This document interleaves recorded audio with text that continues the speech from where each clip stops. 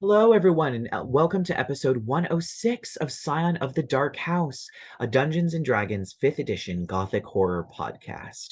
Because this is Gothic horror, there may be some things that come up to a line for some people, such as blood, gore, violence, talk of abuse and trauma, child endangerment, body horror, and other such things. If anything comes up to a line for you, please take a break. Your support means a lot to us, but so does your mental health. So, our last we left off, the group had met up with Jabari and Belladonna and had marched on the house along with a variety of other armies. Upon reaching the house, they were greeted by quite a few familiar allies, including a very large contingent of Seelie Court soldiers, as well as unseelie Court soldiers, mushrooms, oozes, bats, undead, human soldiers, and angels, as it seems everyone is getting involved, putting aside their differences and standing as a bulwark against the aberrant. You all teleported successfully into Traverse to find it was completely destroyed and Yogg-Sothoth had opened the gate. You all entered the far realm, only to be swept away into strange visions, starting with Arthur, where he had to repeat his history and kill the villagers and burn down the houses of Pinprick, as he had done many years before. And the last vision, where the group entered a gyptia run by Fatima al-Hazred. In her strange and dark ways, she had taken over all of Gyptia and was building a temple to herself as the god Empress. However, upon defeating 2-star shamblers, night descended, and light breaks. Beams of light come down from on high. Dappling appears on the ground as if light through leaves in trees. There's a very sweet smell. Flowers, apples, spring onions. And as the light begins to fill the space, you see trees, beautiful trees, green leaves in the middle of springtime, green grasses, a blue sky. This one's gotta be yours, Lark. And a great tree rising above all of the others. You would recognize this. This is the Emerald Forest, as it was before you took it over. Okay. Fascinating. Um, well, I suppose the only thing to do is to go towards the tree. The big tree, not the other trees. Right, obviously the big tree. What's with all the big trees? Big trees. Big problems. Is that what they say? I think so. Oh, yeah. Well, come along. We'll see what fancies they cooked up for me. Something dreadful, I'm certain. Potato, As, potato. as you move along the path, you come to, surprisingly, a very familiar gate. It's one of the outer gates on the sort of short stone wall perimeter of the Garden of Regret, but it's here. Green ivy and beautiful flowers grow up around it. You can hear sort of laughing and giggling inside, cheerful laughing and giggling, not malicious. And the gate stands slightly ajar. What? I'm just gonna open the gate and fly. I'm gonna fly. I don't need to open the gate. I'm gonna fly over it and just be like, "Hurry on! Come on!" Well, yeah, we'll follow. The gate is open and you swing it open and it gives sort of a rusty creak. As you pass in, you recognize the sort of borders of the flower beds, but they don't grow bitter blooms anymore. They grow pumpkins. You recognize one of the tool sheds that Granther would use, overgrown. And in the middle of this sort of section of the flower beds is a big pumpkin of which there is a ring of green cloaked pumpkin heads, all dancing around in a circle, laughing and giggling. Uh-huh.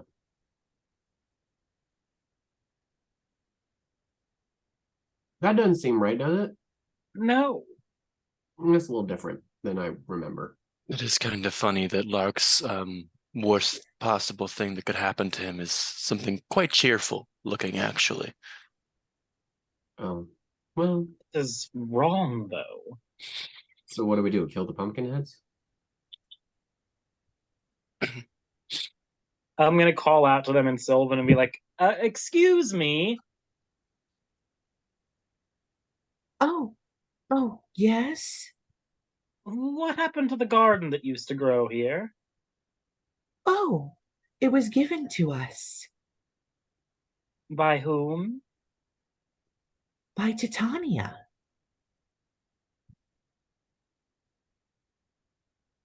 Excuse me? Yes, Titania gave us this lovely garden. We had to tear up the flower beds, though. They were filled with weeds. Weeds, you say? And what of the red caps and the bitter hearts that flew through the air? Oh, they're gone. They were gone before we got this place. What happened to them? We don't know. Perhaps they were driven away. Oh. Right. And I've apologies. Exactly what happened to the caretaker? What happened to old Granther? Oh, he's over there. And they point to an apple tree. Oh no. He's a plant. Oh. It's a rather large apple tree. I mean, he's a tree. I mean, thank you for the assistance. Go back to your pumpkinness. Your pumpkining. And they start dancing around the pumpkin again. Does this have anything to do, by the way, with Samantha? You don't know. Okay. They don't know the name Samantha? Cool. No, they don't seem to recognize it. We're gonna go talk to whatever illusion of Granther this is. I mean, oh. Lark's just kind of looking around, like, vaguely nauseated. Yeah, it is almost exactly as you remember it, completely palette swapped for the Sealy Court and filled with pumpkins. Terrifying. This is wrong. So It's wrong. It's wrong. do we go talk to? Yes, apparently that apple tree is Granther. Let's go talk to him. Or see if he can talk. And apparently Titania gave them this, my birthplace.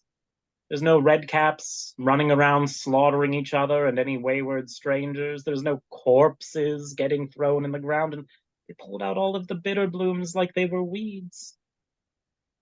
Oh, I'm really sorry to hear that. Are you okay? I don't know. Well, A little angry, I suppose. I mean, like you told me, it's not real, so I know, but here's the thing. If we ever let our guard down, it could be. well then I suppose we just don't. Yeah. Yeah, so Lark's gonna lead them flying over to the tree, the apple tree, calling in Sylvan, Granther. Granther. There is no response.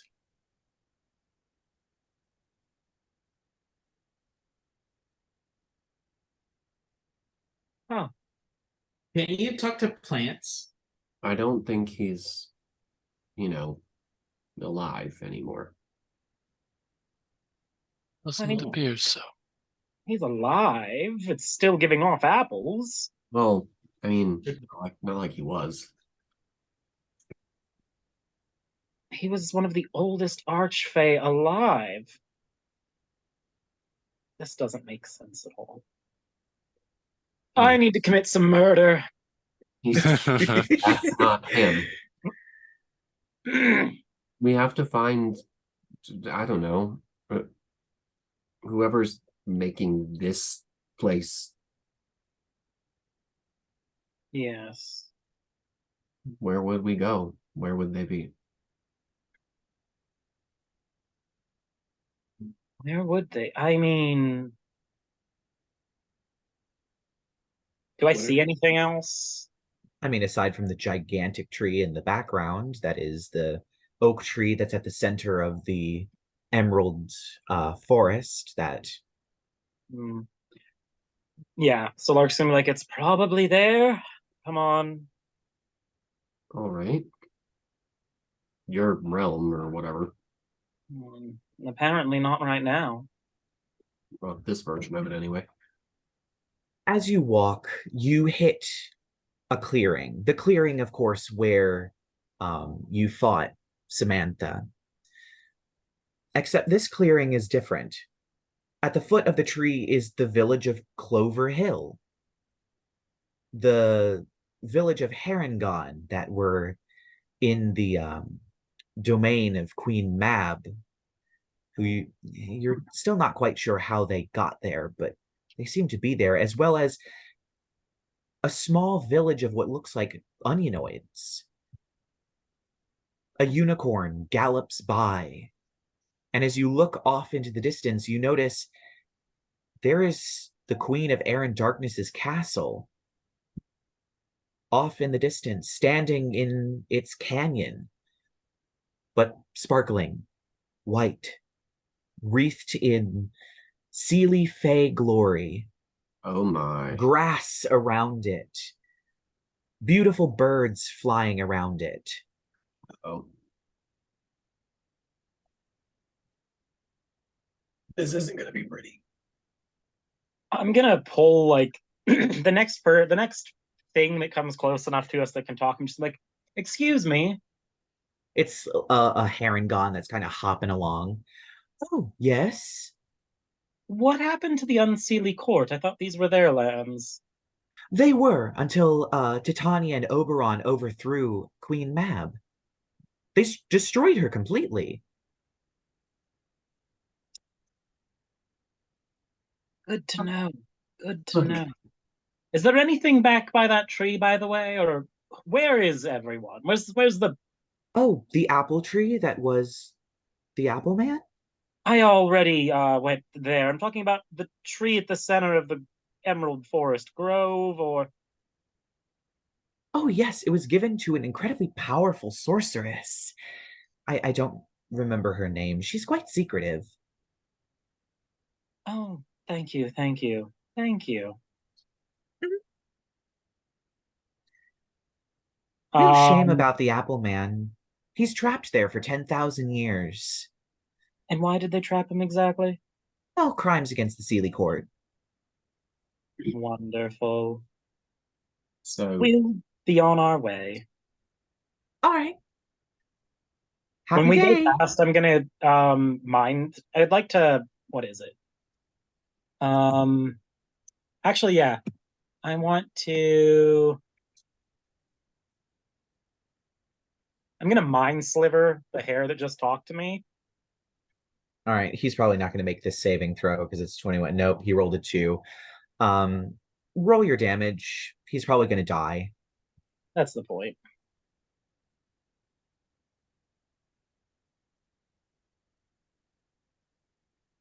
Okay, where's Mind Sliver? It's a cantrip I don't use that often, but it's fun because it's Yeah. okay. That'll be 3 of these. Yeah, that's 15 psychic damage. Oh, yeah. His head just explodes, and you hear the body thud to the ground. Oh, I feel better already. well, god damn, Lark.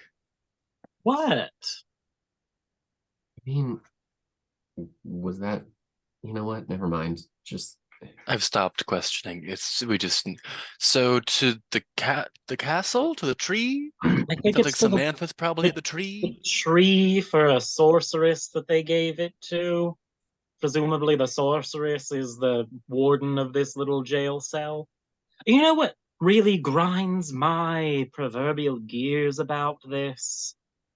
What's This that? is what you mortals think the Feywild should be, or is like.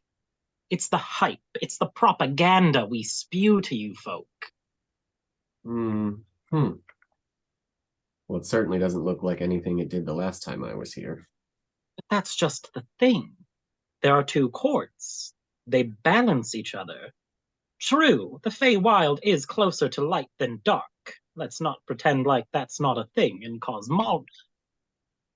Lark just is like rambling and mumbling to himself about the importance of like duality Mm-hmm.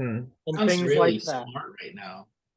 I think he might be having a I don't stroke. know if that's I in character. think he's having a little bit of a crisis. Let's just let him talk. All candles cast shadows. Light and dark exist together.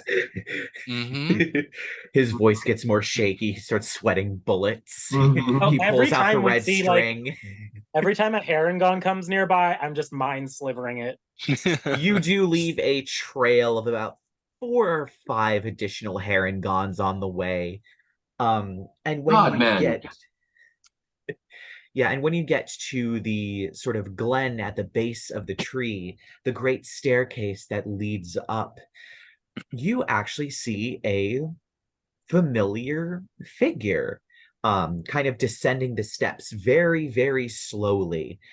It's Master Wizard Caramel with his sort of twirly mustache and caramel covered head, waddling with his ostentatious robes towards you with his staff. And Wow. Greetings. this time he actually speaks in common. The last time you met him, he only spoke Sylvan, but he seems to speak common. Welcome. You must be guests of the sorceress. Please come with me. Let me introduce you to her. She's always eager to meet guests. Oh, yeah, that sounds like exactly where we need to go. Yeah, do. Yes, do. To the sorceress, if you please. Yes. And he kind of taps his staff and he actually casts fly on himself and just sort of floats up and floats along with you. He doesn't really say much, but there are a lot of other like applings that are kind of wandering up the stairs. Kind of they're a bit tiny for the stairs, so they kind of gotta like crawl up the stairs. So there's a bunch of these applings following you until you reach the top, where Master Wizard Caramel flies forward and taps the door and it That's opens up to a long dark hallway. After you, Caramel Lord, sir. And he kind of nods and floats through the door. I'll follow with obviously the fellas. Let's say I'm gonna go ahead and dismiss Talina. Okay, yep. Talina kind of just vanishes into Yeah, sapphire butterflies that twinkle out of existence. and Jazz and I are gonna roll stealth before we go in there. Cool. I will say your pass without a trace has definitely gone down at this point. Oh yeah, for sure. It's been several hours.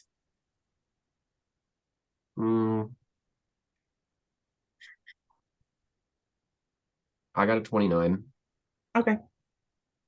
And Jazz's base was an 11. Jazz got a 23. All right. Oh my goodness. Oh, shit. All right. So you pass on into a beautiful chamber, seemingly of elven design. At the center is a great white tree, the branches of which seem to end in seem to bend and curve and end in candles that have a small, almost mint-colored flame on the end of them. Beautiful crystal leaves, and at the center there is an opening out of which grows the very familiar flower that Granther took you to in order to gift you the domain. And Master Wizard Caramel goes, "You will wait here for the sorceress."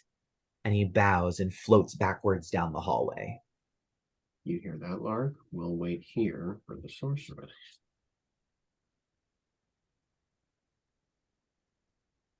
Okay.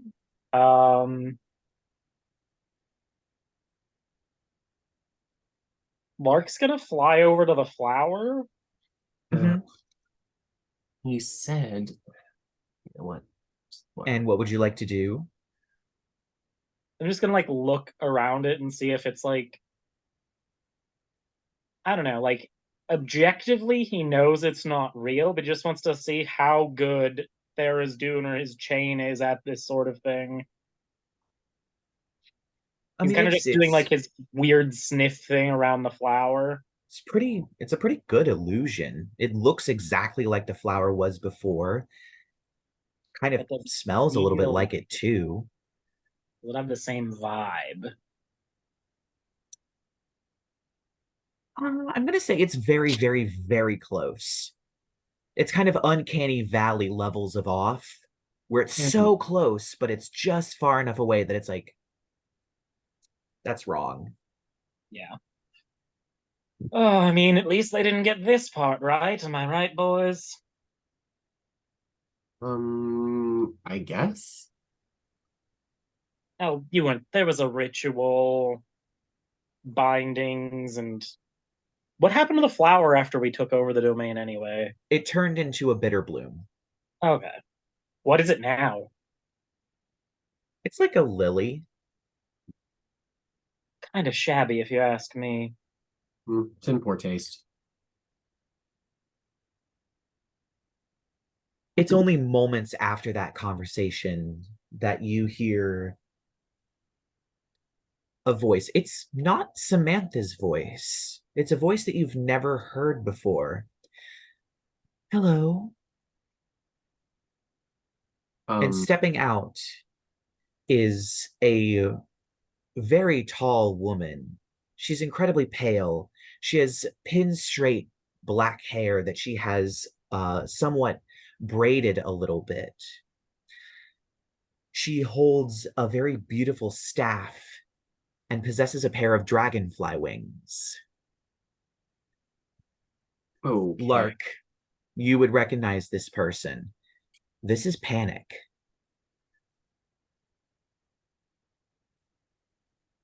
Panic? Oh, Lark? Is that you? Sister? Wait, what? It's been so long. It's been a very long time. He's talking. You've never heard her voice before. Or seen that face? Yeah, she is not covered in ink or goo. She doesn't even have her claws anymore. She just has sort of a short stiletto nail. The Um, fuck?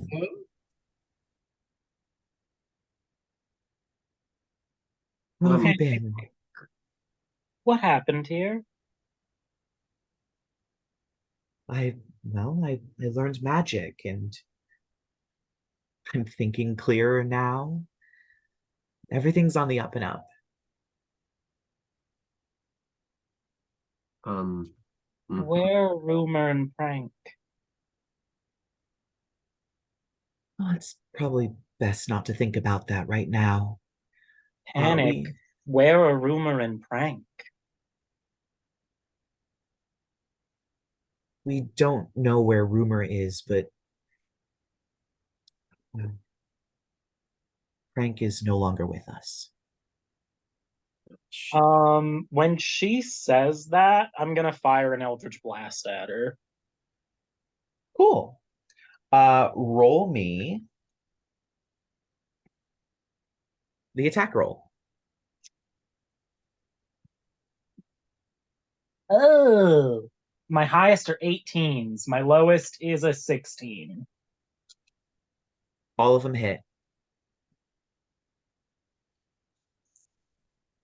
Oh my. 30 force damage. 30. Gotcha. All right. She kind of stumbles backwards. I knew this would be a bit harder. I was hoping you might see my way. And she slams the butt of the staff on the ground, and a huge glyph, a complicated elven, almost mandala forms on the ground before there's a thunderous explosion. And I need everyone to make me a Constitution saving throw. Great, you had to go and piss her off.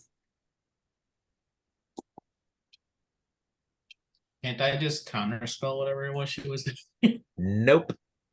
And Okay, she is beautiful. neither undead nor aberrant. Nope. Just make I got a 21. Oh, Okay, nice. so you pass. 20. You pass. Percy 15. got a 15. Oh wait, do you want Jazz to roll too? Yes. So Percy, you failed. How much did Rerek get? 15 also. You failed. And Jasmine? Give me 1 second. 13 plus 18. All right. So one moment. Let me add all this up. Wait, did I not get healed from the previous fight? You got healed a little bit.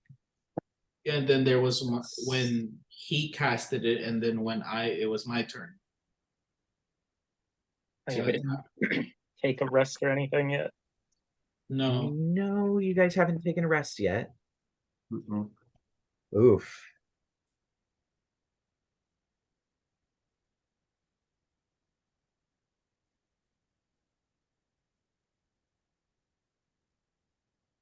Oh, shoot.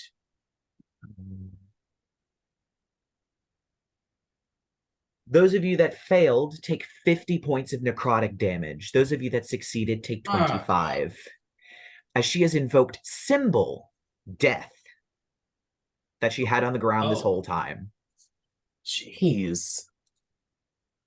Okay. Ouch. Ay, ay, ay. And now I'm going to need everybody to roll initiative. Oh crap, hang on. God, she rolled terribly. Oh my god, I rolled terribly. What the fuck? It's a 4, bitch. 4 for Rerek. 30. 30 for Arthur, because of course. 22. 22 for Percy. And Lark? 18. And at this whole time, Lark's like in Sylvan just cursing. Of course. No surprise there. Mhm. So, of course, we are going to start with Arthur, Percy on deck, Lark following. Okay. I am going to mark her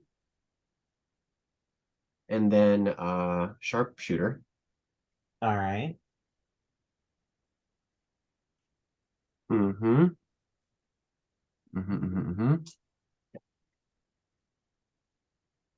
Okay. That's a 29 to hit. That hits. Okay. 1, 2, 3. Sneak attack. Hunters. Oof. Those are some pretty low numbers.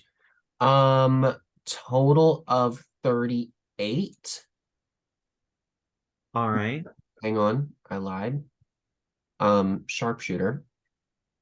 So that's 40. So what No, was the first no, one? 48. Total of 48. 48. Yes, total of 48. All right. So that would be an extra 10 damage. She is really not looking too good. So, Percy, it is up to you now. The 48 includes the extra 10. Oh, well, you said 38 first night. I already subtracted 38. So I just subtracted 10 okay, to make okay, it the okay. 48. Yeah. Okay, I'm just making sure you didn't like do too much. Okay. No. But she is looking real bad. Mm-hmm. She's a sorceress. She's not real. Yeah. Okay. Jasmine? All right. Pounce.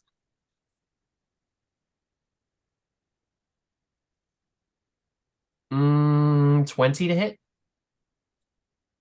Can't shield that. So, yep, 20 hits. If it was 19, she could have shielded it, but she can't because meter Ooh. beat. 13. And Jasmine rips out Panic's throat as she falls to the ground. Oh my god. Panic was not that strong. Her strength was her magic, and she not having it, she had nothing. You watch as Panic collapses to the floor So and just dies. I lost half my HP for what? Well, I killed her fast enough she couldn't do it again. Oh. Also, I'm really sorry, Lark. It's not her. No, it's not, but still. This place isn't real. That's not my sister. My siblings aren't dead, and I am sick and tired of these foolish games, whoever's doing them, so let us out now. Oh, wait, yeah. Why isn't the realm crumbling? The realm does, in fact, crumble at this point. Ah, okay. It begins to shift. The walls expand and push farther and farther away. The tree becomes a chandelier that rises into the air, and darkness descends as you're now in the ballroom of the Kreutzwald household. But you are alone. Can I drink a fucking potion? Yes, you may. You may drink a potion. I'm like, fuck it, now just pull out one from the bag and just chug it. Wait, do we think we have to go through these as quick as we can, or can we actually take a short rest? I mean, you can take a short rest if you'd like. We have 4 hours to sit here? Well, A short short rest rest is is only 30 one. minutes. A short rest is 30 minutes. Oh, Jesus. This whole time I thought we were like, every time we decided to take a short rest, we were chilling for like a handful of hours. No, it's like 30 minutes to an hour. Oh, shit. Okay. Yeah, I mean, Yeah, you all can take a breather, drink a potion, that kind of thing, as it seems the ballroom isn't going anywhere. You do hear throughout eerie creaking noises, weird oozy slurping noises, the sound of meteors falling from the sky at a great distance away, the howling of wind through an open window somewhere. Eerie sounds, but you seem to be alone in this dusty old ballroom. We're doing a short rest. I'm going to spend my last 4 hit dice to go up 18 more hit points. Or did we got half of them back after a long rest, right? You get them all back after a long rest, but you haven't taken a long rest. I'm talking about I haven't spent hit dice since Oh, yes, you get half the of your day hit dice prior. back per long rest. Okay, so I'll spend one more then. Okay, cool. I'm not quite at full, but I'm back up to almost full. And I'm going to get some of my sorcery points back doing some of my tricks. So I'll gain 5 more sorcery points and put me up to 13 with my Bloodwell vial. All right. Still, like, over the course of, like, the short rest, he's just, like, calming himself by breaking things. Oh, yeah, there's plenty of, like, vases and chairs stacked on top of one another and things like that to just smash apart. Yeah. Wait, for recovery, what happens when you do a short rest? Arcane recovery, you regain an amount of spell slots equal to half your wizard level, rounded down, provided none of them are more than 5th level. I can spend a Warlock spell 7. slot to go back up to 14. So you can't get the level 7 back, but you can get, I think, yeah, you can get 7 levels worth. So you could get like 4 first level, 3, yeah, 4 first level and 3 second level if you want to, or maybe a 3rd level, whatever you're missing, provided it's not higher than a 5th level. Oh, cool. Then all of them Oh, except cool. level 7. Cool. All right. All right, so you get all those back. Cool. So, where would you all like to go? Well, before we as we wrap up and get ready to move, Lark's just gonna drift over to Arthur and whisper briefly into his ear, "Thank you." Yeah. I mean, in his head is I attacked the fake one, but I don't know if I could have killed her myself. Well, let's just be glad it was over quickly. Yeah. So where are you all headed as you stand in the middle of this eerie ballroom, the house seeming to settle loudly around it? I'm gonna go. Oh God, it's Percy next. Wonder what we're gonna see. Well, seem like there's anything to be done in the ballroom? No, not really. Just seems to be where you appeared. I guess let's head into the hallway and see if we can see anything. All right.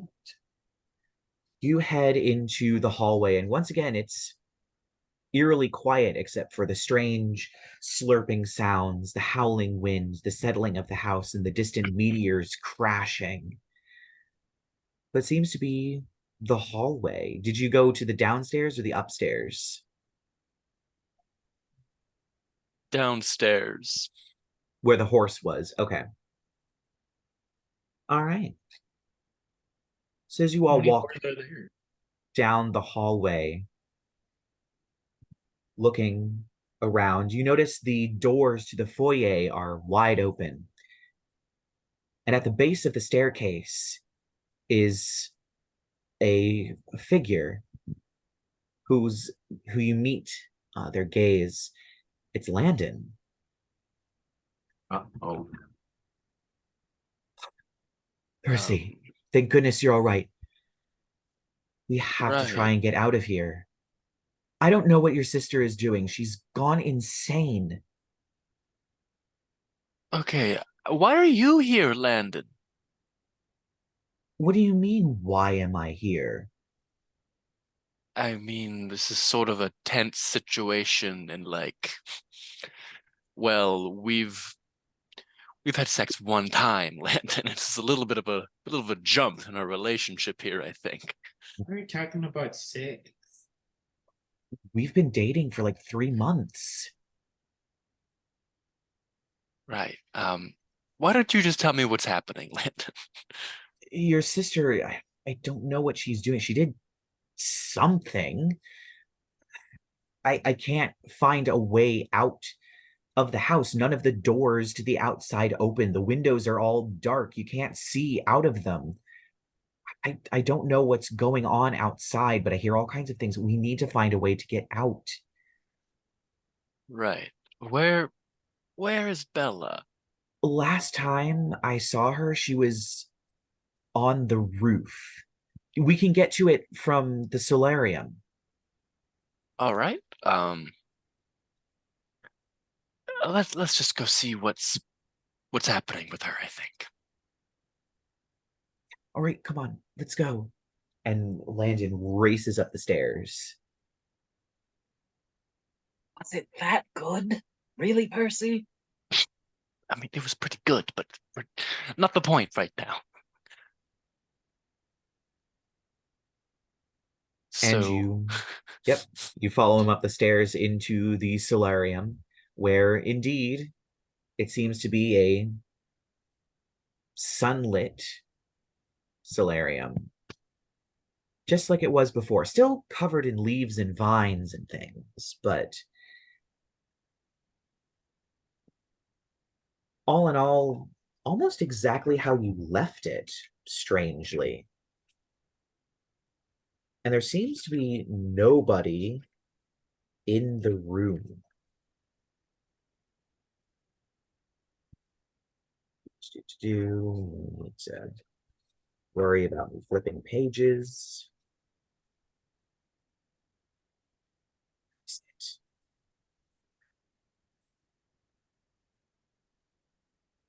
There we go.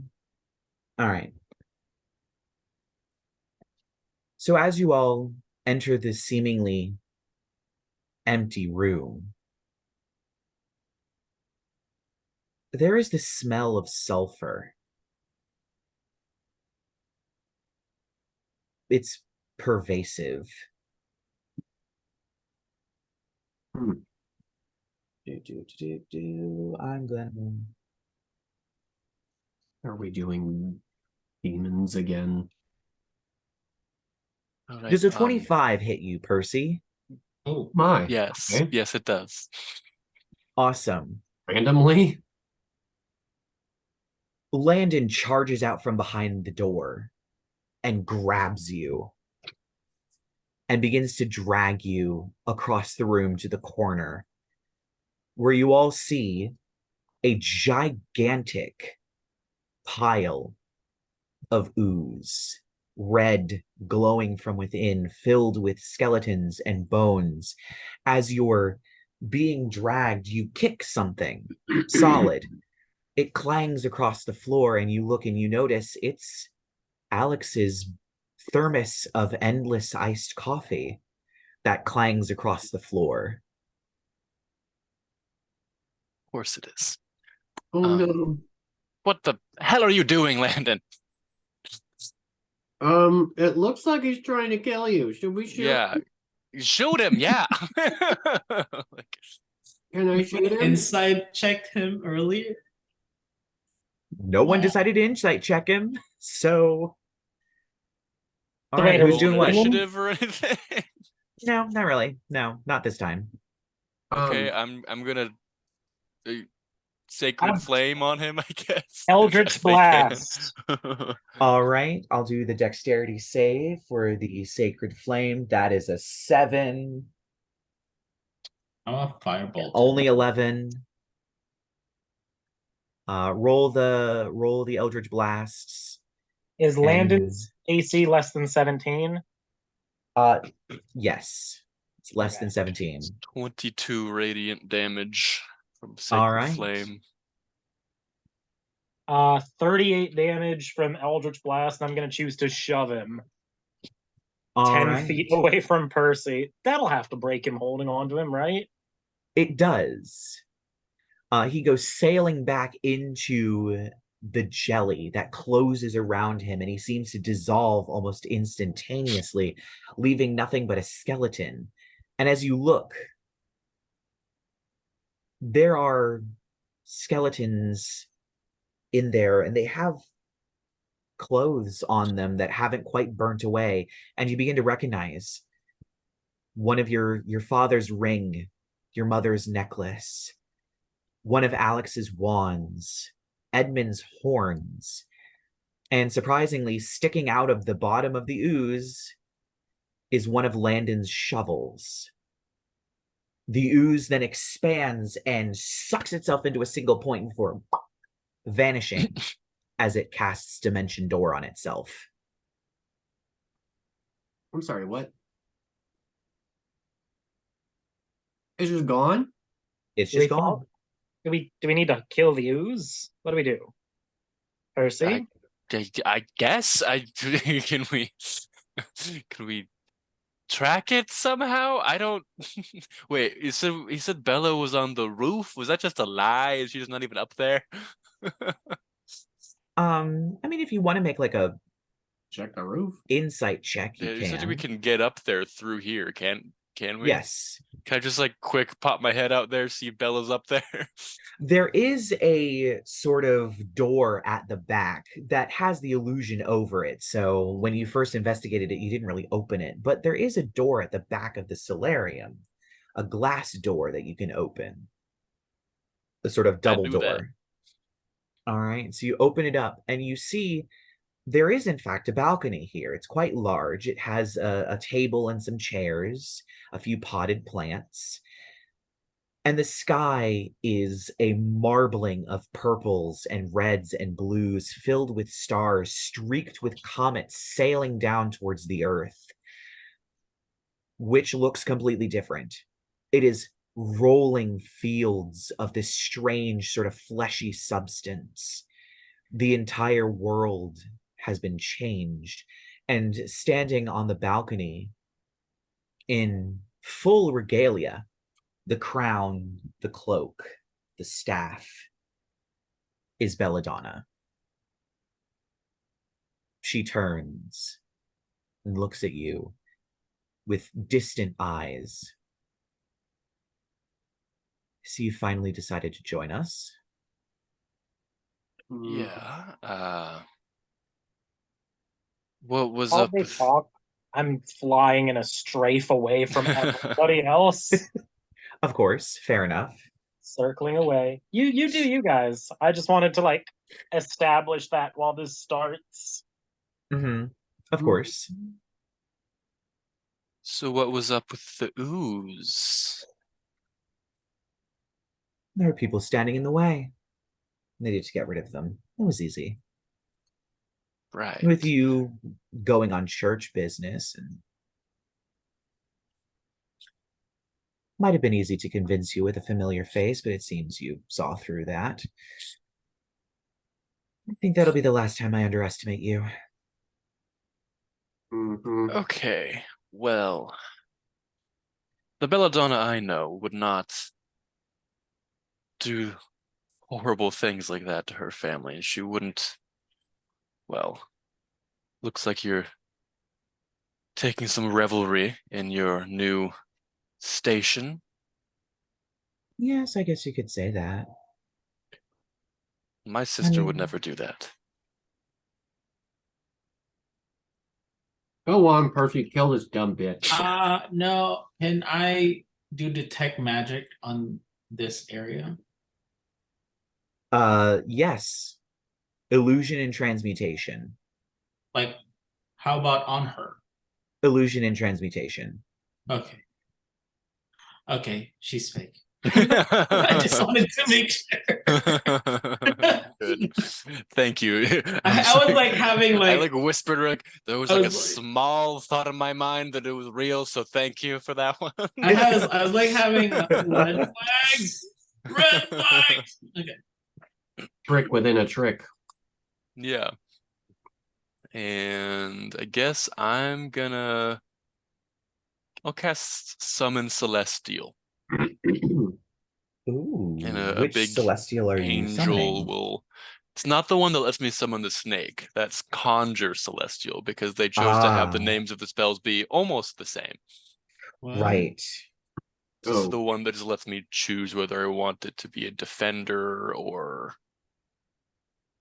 And I think I'm gonna go with Radiant Avenger. So it has a big bow and sword. All right. Yeah, that's an action, so I don't know if I can attack her at the same time, but it'll I start think drawing its bow and I think it appears and you can take an action, read the spell. I think it can take an action on your turn. I think. I haven't ever used this. It shares my initiative count. Yeah. Yeah, so you would be able to attack her with it on this turn. Cool. So yeah, I'm gonna just do a hit. It's gonna make him smack her. All right. How much damage? Where's the damage on that? With the bow? Yeah, it's the bow. It's 2d6. Plus 2. So it's gotta roll the hit. Oh, it's probably gonna hit. That's a... How do I see how much I add to it to get the... I believe it's your it hits or spell casting. Oh, does it just use my spellcaster bonus. It spellcasting uses ability it uses modifier? the spell casting. I believe it uses your spell casting just attack roll in general. Cool. Yes, So your that'll be a attack modifier. fucking 23 to hit. Yeah, that hits. Roll damage. The angel also has multi-attack. Yeah, but so it does It's half the multi-attack. spell's level rounded down, so it's at least 2. So I get 2, yeah. Yep, you get 2 attacks because it's a 5th level spell. Yep. So that is 12 damage on the first attack and a natural 20 on the second one. Ooh, Boys. amazing. So that is 22 damage on the second hit. All right. So the arrows thud into her as this angel shoots at her. And at this point, you hear an echoing voice thundering across the entire world. Stay away from my brother! And exploding as a giant portal striding through. It just appears in midair, and Belladonna strides in, flicks her staff, and casts Disintegrate on the other Belladonna, completely Hell yeah. blasting her to ash. That's what I'm talking about. And the illusion begins to crumble as you see Samantha and Jabari also walk in. Thank goodness. Hopefully this is the end of Tharizdun's tricks. We lost you for hours. Where were you? Where did he send you? 2 different places. We made it Hopefully through. that's the end of his tricks. Everyone all right? Yeah. Did you all have to get teleported all around and face a bunch of weird fights and upsetting scenarios?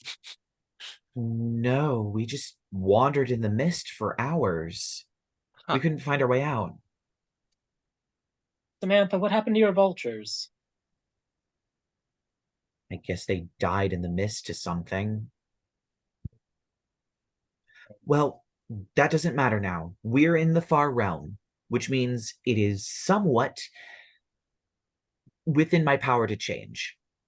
So, I'm going to try this. Hopefully it works. And she takes a deep breath and she raises her staff. And suddenly time slows. The air ripples. It seems like an eternity and a moment before she slams the staff into the ground, leaving a ringing noise. And you all gain the benefits of a long rest. Oh, cool. Oh, hell yes. Long rest, bitch. I will take that. Should have been using spell slots this whole time. Hey, I get my free fairy fire once per day back.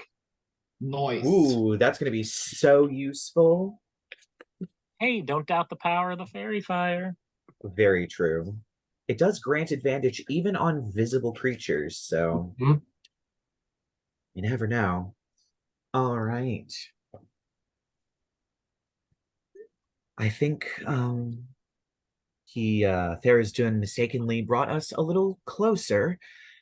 And she turns and gestures, and beyond the rocks is a wide and vast lake of blood, rushing towards a waterfall at the edge of the world. Great white trees grow up from the blood river. Percy, you recognize this. You, in your visions and dreams, have stood in this river, frozen, staring up as Tharizdun before. But now this is the real place. And you see the rock. And standing on the rock is a figure. You can't recognize it. It's a bit far away, but there's a figure standing on the rock.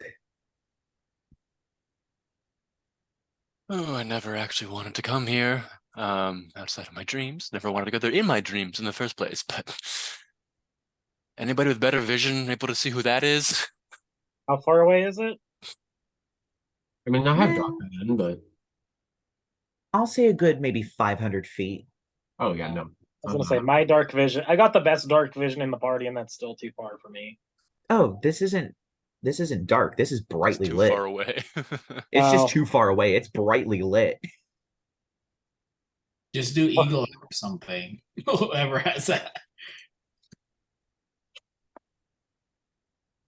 Remember, you will have to face the chain alone.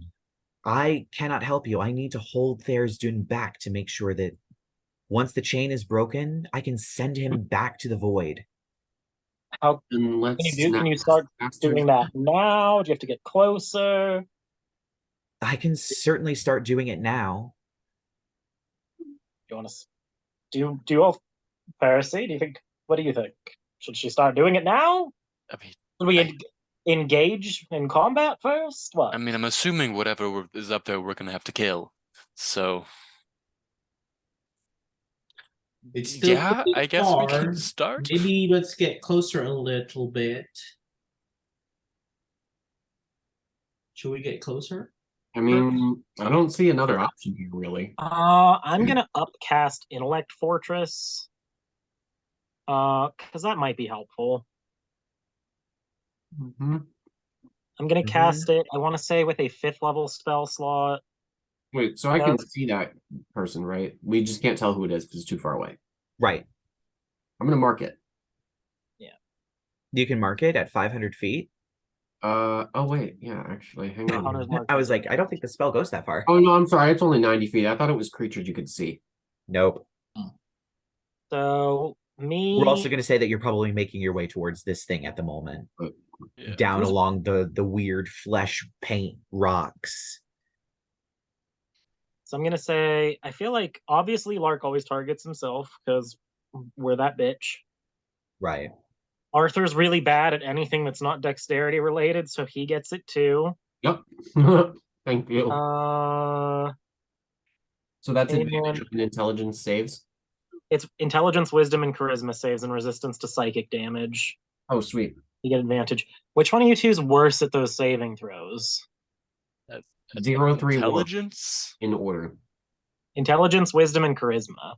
I'm really good at wisdom.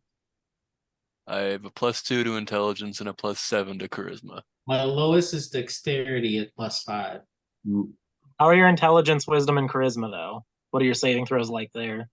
Intelligence 10, wisdom 9, charisma 7. Okay. Oh shit, Percy, you are worse at your saving throws than we're. No. Percy, there you go. Oh, I have a new set of portents. Hold up. You do. Yes, you do. Roll Because 2 nat long 20s rest. and give them. And also Jabari gets a new set of portents too, right? Oh Or yes, do he gets 3. However, his is special because he's the Great Oracle. That means that if you roll them and you get any number that is under a 10, you re-roll it until you get a number that is a 10 or holy higher. shit. Oh, hello. He Wow. gets special portents. Wow, I wish I'm like that when I grow up. 17. Damn. Samantha's got more vultures. Just summons 2 vultures. Wait so Jabari, what the fudge? Do I roll another 3? Yes, you roll another 3 for Jabari because those are his portents. And then, of course, because they're oracular portents, that means that if you roll 9 or lower, you re-roll it until you get a 10 or higher. Once you get a 10, you got to keep it. Because Okay, he let's gets see. special stuff. So you're not going to have any like natural ones. I have 1 10 and 2 9s, so I can roll the 2 9s again. Re-roll the 2 9s. If they're a 10 or higher, you keep them. If they're not, roll them until you get a 10 or higher. Okay. One more. Yeah. As we Avengers march or run or whatever the fuck we're doing over there. Mhm. I have what's her face? Oh god. Samantha. Samantha, you know, my buddy, my pal. Uh-huh. I'm gonna have her ready in action so that when she gets in range, she's gonna conjure animals right on top of this thing. Cool. Same. What animals are you conjuring? Just 2 more vultures? No, I think she's gonna do 2 dire wolves on top of it. Because pack tactics. That's pack. I mean, actually, vultures also have pack tactics and they have flying. So we'll just do 2 vultures again. 2 vultures, okay. She's very Perf- vulture themed today. Unbeknownst, she wasn't a horse girl in her previous life. She was a vulture girl. Yeah. She had a vulture sticker on her notebook. I'm gonna ready Hunter's Mark in the same way. Cool. So as you all get close to this thing, you notice it's shifting, changing. Sometimes it only has one face, sometimes it has multiple faces. It seems to flow and shift. Its body seems to move uncomfortably. Sometimes it only has 4 fingers on one hand, sometimes it has up to 10. It seems to shift and change as if it can't keep one form. Sometimes it has more arms and more heads. Sometimes it's a normal humanoid. But these shifts are happening constantly. Ew. It speaks up in multiple voices. Belladonna, you have come to become one of us. Those that have failed. Join us. Anchor him. That's all in common, yeah? Yeah, it's actually in common. Okay. Surprisingly. Oh no. Well, I mean, it's just my thought. Yeah, I'm going to vote no as well. You have failed, Tharizdun. You are not what he needs to come to the material plane. Oh, thank God. So join us, or he shall destroy you. Hey, do you not listen? The lady said no. Next question. Well, I think that's my cue to leave. Good luck. And she flies off almost Superman style, off into the void, and just continues shrinking as she continues flying. No matter, you are her friends. When she fails, she will watch as you all get assimilated too. And I need everybody to roll initiative. Oh, he actually rolled well. Percy got a 16. 27. 16 for Percy, 27 for Arthur. Ooh, so lucky. 18. 18 for Rerek. Lark got a 14, and are we just sharing our initiatives with our buddies or no? You know what? Let's just share initiative with the buddies. So that means Jabari gets an 18, but goes after Rerek, and Samantha has a 14 and goes after Lark. So first up is Arthur. What up? Shoot it. All right. Since we already marked it, Oh yeah, there's 2 vultures on top of it now too. Right. Ah, yes, but those share initiatives, so Yeah, they'll go with me. It's just a little savor a spell cast on my turn. yes. Hmm. Although I will say, until her turn, she doesn't have a reaction because Okay. she was holding it. I am going to. I don't think I'm going to get anything out of my bonus action this turn. Yeah, I'm just gonna fire my bow. Fire that bow with a sharpshooter. We're gonna activate sharpshooter. All right. Avantage. 25. That hits. Okay. 1, 2, 1, 2, 3. 1.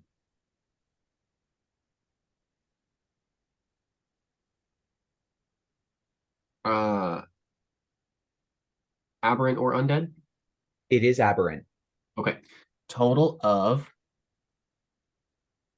55 Ooh, points. goodness. And then we'll send Jazz up. All right. Ounce.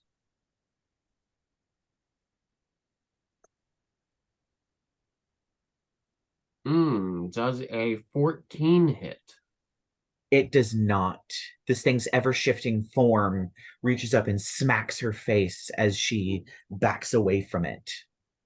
Failure. All right, let's see. Bonus action.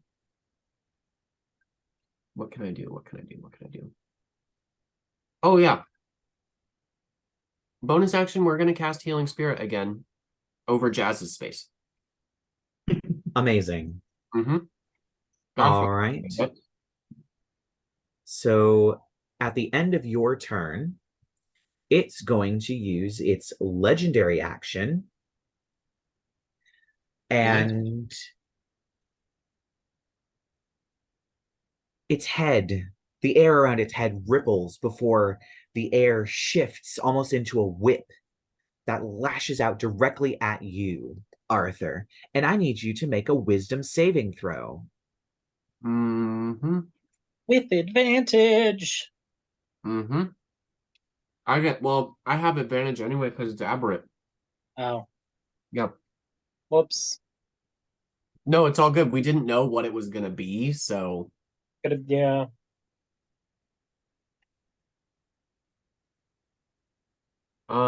wait, I'm sorry, wisdom? Yes, wisdom. Here it is. Oh, it's a good thing I have advantage. There we go. 22. That's much better. That succeeds. And wow, yeah, you don't take any damage. But now it's its turn. Fabulous. And it is going to Hit me, bitch. yeah, it's going to psychic orb you 3 times. Okay. And also since this is its turn, it gets its legendary actions back. So that's fun. Yep, it's going to psychic orb you. These are 3 separate attacks? Yes. Okay, first one's going to be with disadvantage because the cloak. Right.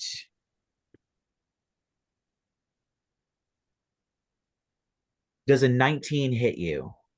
It do. All right. So I'll roll the next one because it's all the same damage type, and this one does not have disadvantage. Correct.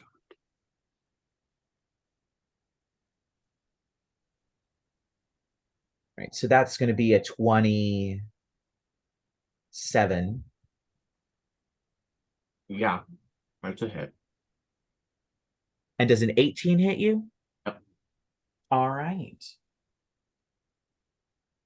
So that's going to be where are my D10s? The first one is going to be 17 points of psychic damage. Right. Okay. The second one's going to be 14 points of psychic damage. Oh my god. The third one is going to be 20 points of psychic damage. Can you say resist psychic damage? You're resistant to psychic damage because of Intellect Fortress. Okay, so hang on. So just add it all together and halves. have it. Yeah. So 17 was the first one, 14 was the second one. What was the last one? 20.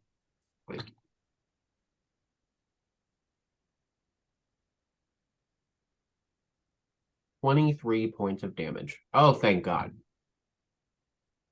All right. Thank you, Lark. Jesus. You just, in the back of your mind, you hear cute little Lark giggles. Very helpful. So next up is Rerek and Jabari with Percy on deck. Okay. Okay.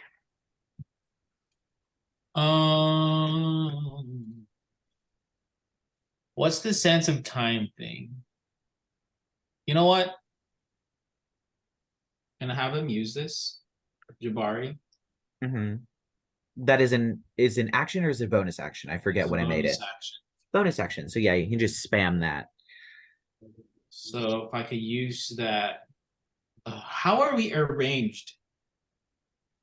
I'm assuming you all are kind of in a clump in front of this thing, maybe about 30 feet away or so. Because I kind of want to use it as an advantage for my team instead of it being a disadvantage for. Well, that's if the thing fails by 5 or more, which you don't know if it will or won't.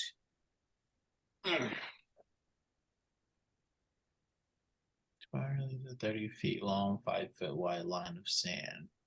You can hit this thing with it. Let's make a DC. Okay. Let's There go. are Jasmine and then 2 vultures. I don't know if those impact anything. I don't think for his. Okay. I can say that because it's a 5 foot wide line, you can hit just one thing's space. So Jasmine and the two vultures aren't going to be affected by Yeah, this and thing. if it's flying, I don't think it's gonna get hit. It's supposed to be on the It's a ground. 5 foot wide line. So if anything, it's So- only like 5 feet tall. And if these vultures are flying. Yeah. So yeah. What is Okay. this? It's 18 DC 18. Wait, what? Dexterity save? Dexterity, right? That's what I made it. Oh. So that is, yeah, that's actually surprising. So that's only a 6, which means it failed by 5 or more. Which means that before the beginning of Jabari's next turn, he Mhm. can add 1d. He gets 3d4s that he can either add or subtract from any attack, roll, or saving throw. But he has But to use this them before thing- the beginning of the next turn, and he only gets 3. Okay. Cool. So then roll the So- damage for the sand. 4d8. 4d8.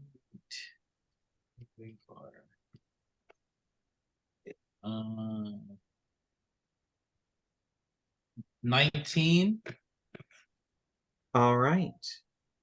And then that And- was his bonus action. That was a bonus. Why did I do the bonus action first? But whatever. Should I just blast him? Firebolt. Let's do a firebolt. Is his firebolt the same as my cantrip? So Yes, it's- but I believe he technically gets 4 because he's a 16th level, and 15 is when you get the fourth one, so it's 4d10 instead of okay. 3d10. So his And firebolt his- is slightly stronger. And his dexterity say his DC would be higher too or lower? Depends on what his DC is. If you look under his spell casting, what is his DC? Get the fuck out of here. Where do I look at that? Oh, Under spell casting, it should say like he's a 16th level wizard. His spell casting ability modifier is intelligence, and then it should have the save and DC 18 plus and then 10. what's yeah. So roll d20, add 10, and then it's 4d10 if you hit. So confusing to me. I know it's a different spell sheet, different wizard character, but Wah. That's a nat 20. all right. So it's 40 points plus roll 4d10. 4d10.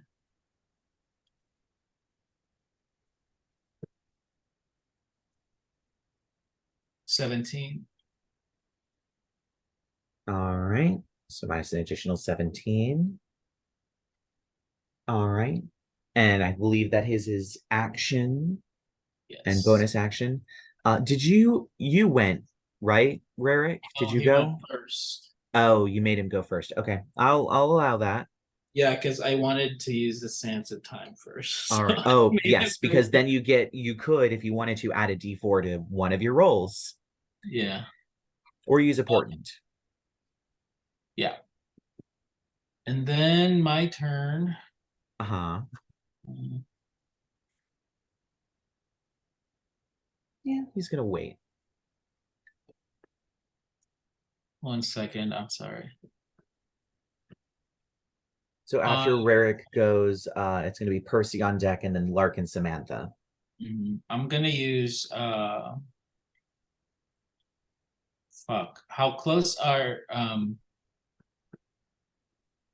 Jasmine and the flying things to So that? Jasmine and the flying things are all within 5 feet of this creature. Okay. I'll just magic missile him then. I'll use 4th level. All right.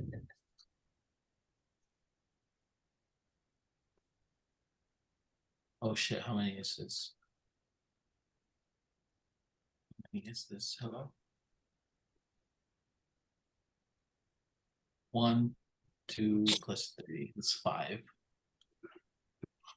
go with this again. 3, 4, 5. So that's 3 plus 5, 8, 10, 14, 16.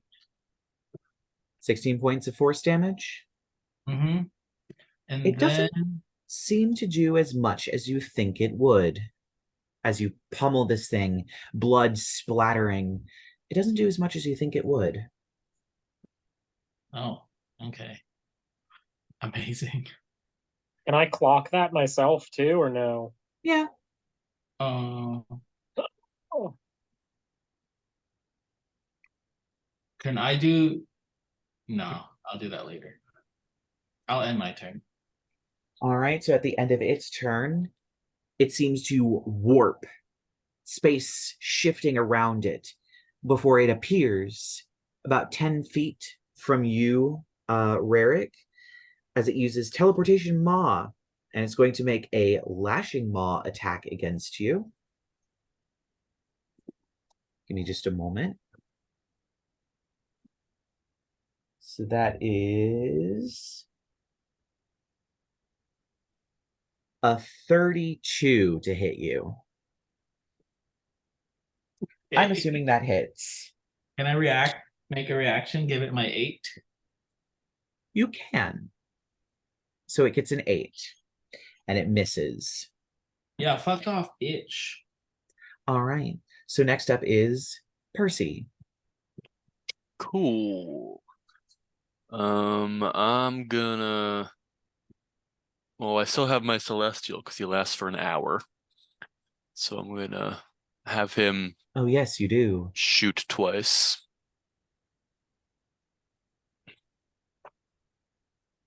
The natural 20 Ooh. and a 15. 15 does not hit.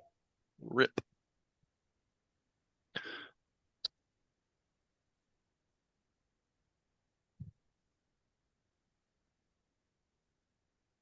That is 10 plus 2.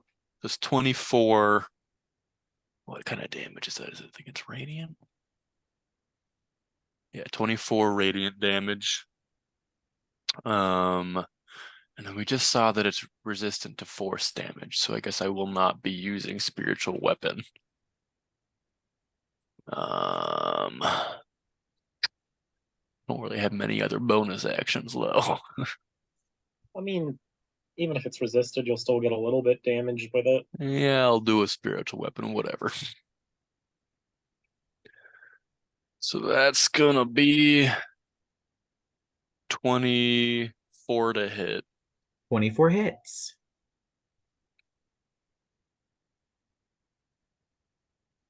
That is 15 force damage. So halved, that would be 8. Yeah.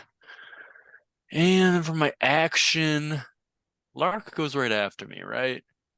Yes. Oh, I'll just feel like Lark, kill him. I'm gonna use Channel Divinity, Path to the Grave. Ooh. At the end of your turn, it is going to psychic orb you, Percy. So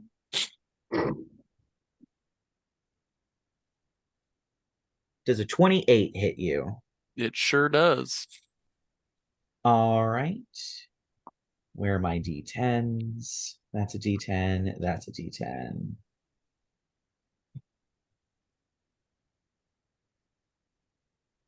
That's 20 points of psychic damage. Cut in half because he's resistant. So 10 points of Hell psychic yeah. damage. Haha! Intellect Fortress. It's spelled. Thank you, God. All right. And so now it is Lark and Samantha's turn. Lark's gonna fly 30 feet into the air, as he's warrant to always do. Mhm. So we know that force damage doesn't do much. That's sadness. 2 seconds. So I think what Lark will do on this very first turn is he's going to spend 3 of his sorcery points to drop Fifi right on top of him. Amazing. And then, so that's 3 sorcery points, and that is a bonus action, so I don't even have to spend any more sorcery points to quicken a spell. We will do, what do we do? So Fifi's there. Hmm. My major way of hurting things is only going to be half as effective. Gotta True. love it. But I have other cantrips, so I'm going to Toll the Dead this thing. Ooh. Nice. So I'm going to just fill its gross little ears with the sound of hundreds of cackling and giggling fairies, because that's what Alright. Lost Toll the Dead sounds like. And what is the saving throw? It is a wisdom saving throw, and he has to beat a 21. Oh, and he has disadvantage because Fifi's right there. Oh, right. He only gets a...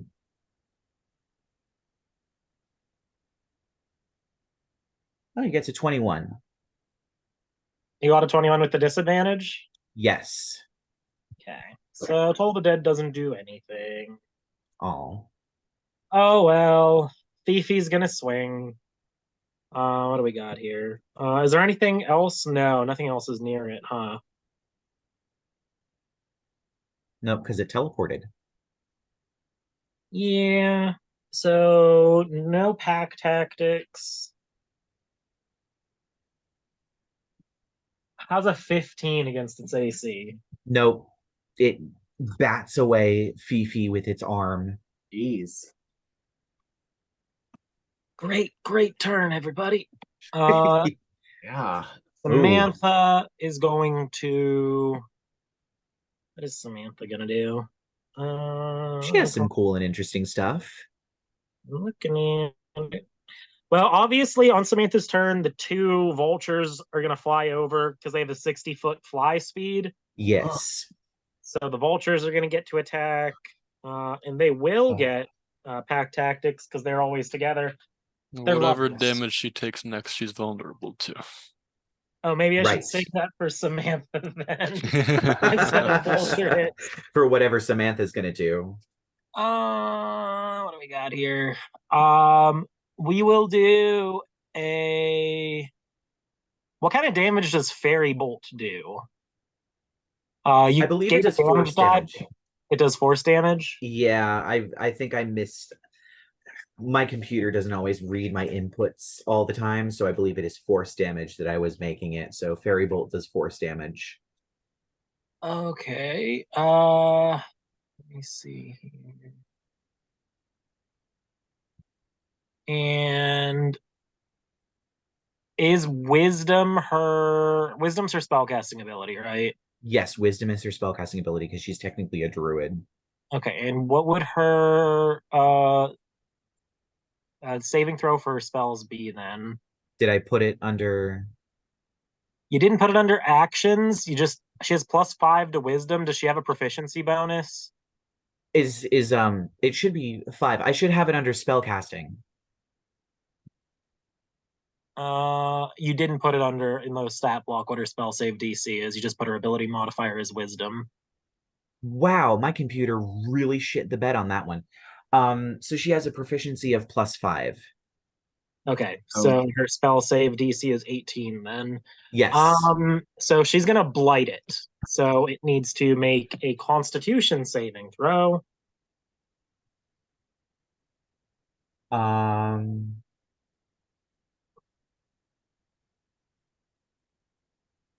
So that is a 17. However, it's going to use one of its legendary resistances to succeed. Okay.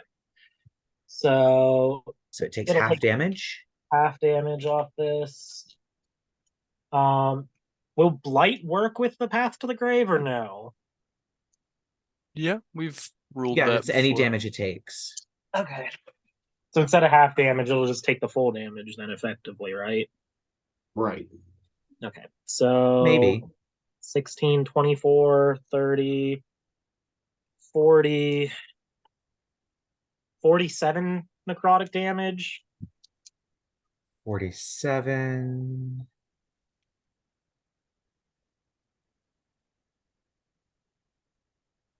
As the spell eats away at its flesh, it doesn't do as much as you think it would. So it's resistant to necrotic and force. Gross. She Let's also burn does. it. She gets to use one fairy bolt even when she spell casts, so she might as well throw that too. Oh, yes. It's only 13 to hit. That's not going to hit. That does not hit. It actually bats her fairy bolt out of the air. It sends it spiraling and sizzling through the air like a firecracker. Vulture attack. Oh, yes. Vulture attack. Oh, wait. They have pack tactics, so they get Yes, they do. one gets advantage. Wow. One rolled a 2 with advantage. The other one rolled with advantage and got the same fucking roll twice, which is 7. Yeah. Jesus. So a 9 and a what? A 9 and a 4. I don't think Their those are gonna hit. beaks, nope. Their beaks cannot seem to get purchase on this creature's strange, writhing flesh as they flap ineffectually against it. The light. That's all. Or we did Fifi's attack, we did the Vulture's attack, we did Samantha's attack, we did Lark's attacks. Yep. That's all for team do nothing. So we are back up to the top with Arthur and the chain on deck. Shoot it. Fair enough. Okay. Well, so Healing Spirit was kind of a waste. I'm probably just going to break concentration on that to mark it again. But I'm trying to find a way to give myself advantage on it so I can get sneak attack to trigger. But you know what? That's okay. Actually, we're going to Zephyr. The vultures and Fifi are on it, so you Vultures get and Fifi are advantage. there. You'll still get they're sneak allies. attack. You still get sneak attack. They're allies. Oh, yeah, that's right. That's right. Because I don't need it for sneak it. Yeah. Yeah, that's right. Thank you. Thank you. Okay. So I will sharp shooter. Steady aim. Where's the thing?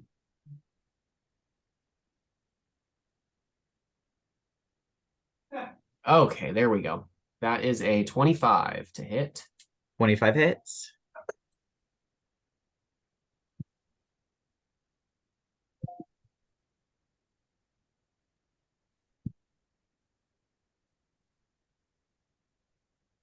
$52. 52. 52 points. Yes. Nice. Can Jasmine still? Nope. Hang on. I lied. Actually, as you shoot it in the chest, it looks at you.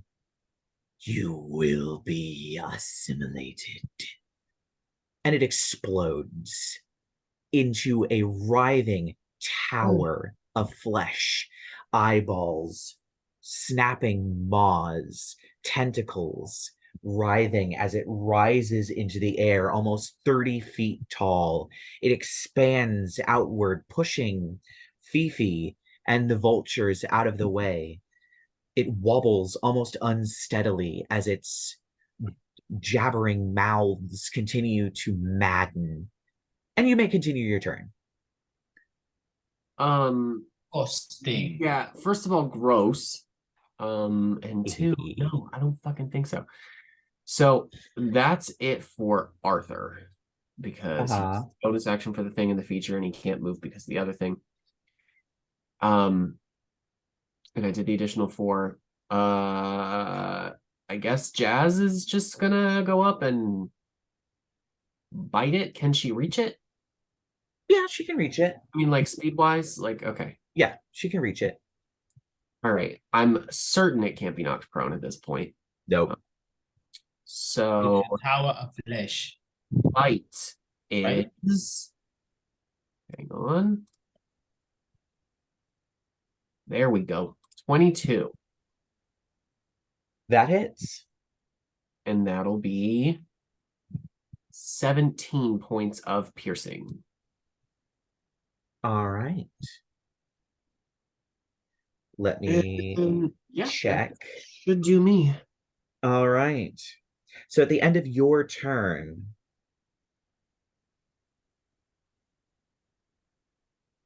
Oof. Okay. Yeah, I think that's going to be everyone. Since it teleported basically into the middle of you all, I'm going to need all of you to make a wisdom saving throw. Delightful. Wait, And do I I need have to to dig if out I my flew? d12s. Oh, Lark, you are out of this. As this horrible mound of flesh releases this awful sound that seems to vibrate in your ears and brain. Sorry, a what saving throw?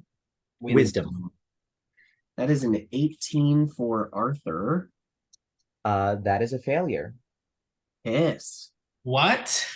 27 for Percy. That succeeds. 17 for Rerek. Rerek fails. Jasmine's actually better at these than I am, which is hilarious. 16 for Samantha. 16 fails. Jasmine got a 20. Wait, let me check. 20 Jabari. fails. Oh yeah, the vultures. Oh, the vultures. Oh, how wise are vultures? Not very. Jabari rolled a nat 20 Plus what? Plus his wisdom? plus 4. Okay, so he succeeds. The Jabari vultures succeeds. got a 13 and a 10. And Fifi might have saved. Fifi got a 19. Nope. Failed.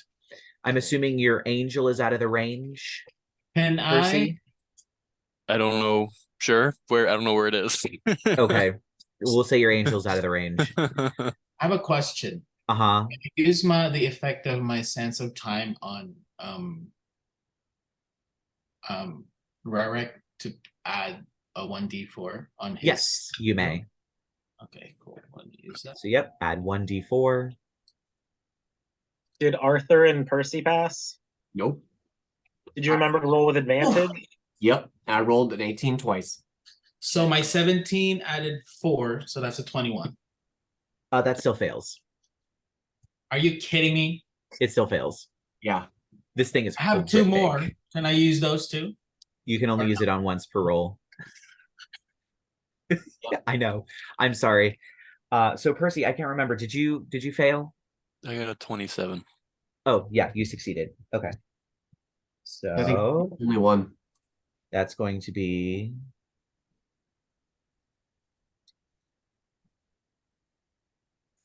13. So it's going to be 29 points of psychic damage to everyone that failed, half who succeeded. 29. Ooh, And don't forget you're resistant to psychic damage, you two. not anymore. Oh. All spells that are on you end. Intellect Fortress, Death Ward. Do they end after we take damage or before? 29 psychic? It does not say. So you know what? I will say afterwards. Like after it resolves. After it resolves, and then boom, all those spells go down. 29 psychic damage, correct? Yes, 29 psychic damage if you failed, half as much if you succeeded. Oh. 29. Is that This thing is nasty. Holy. Yes. Half of that is 15. So Jabari Surprising no one. is 9. The vultures are dead. Yeah. Jazz has like 1 HP. Oh my goodness. I'm at half. Yeah, Samantha's. So you said it was 29 if they passed? Or 29 if they failed? 29 if they failed. Okay. And Samantha's down to 59.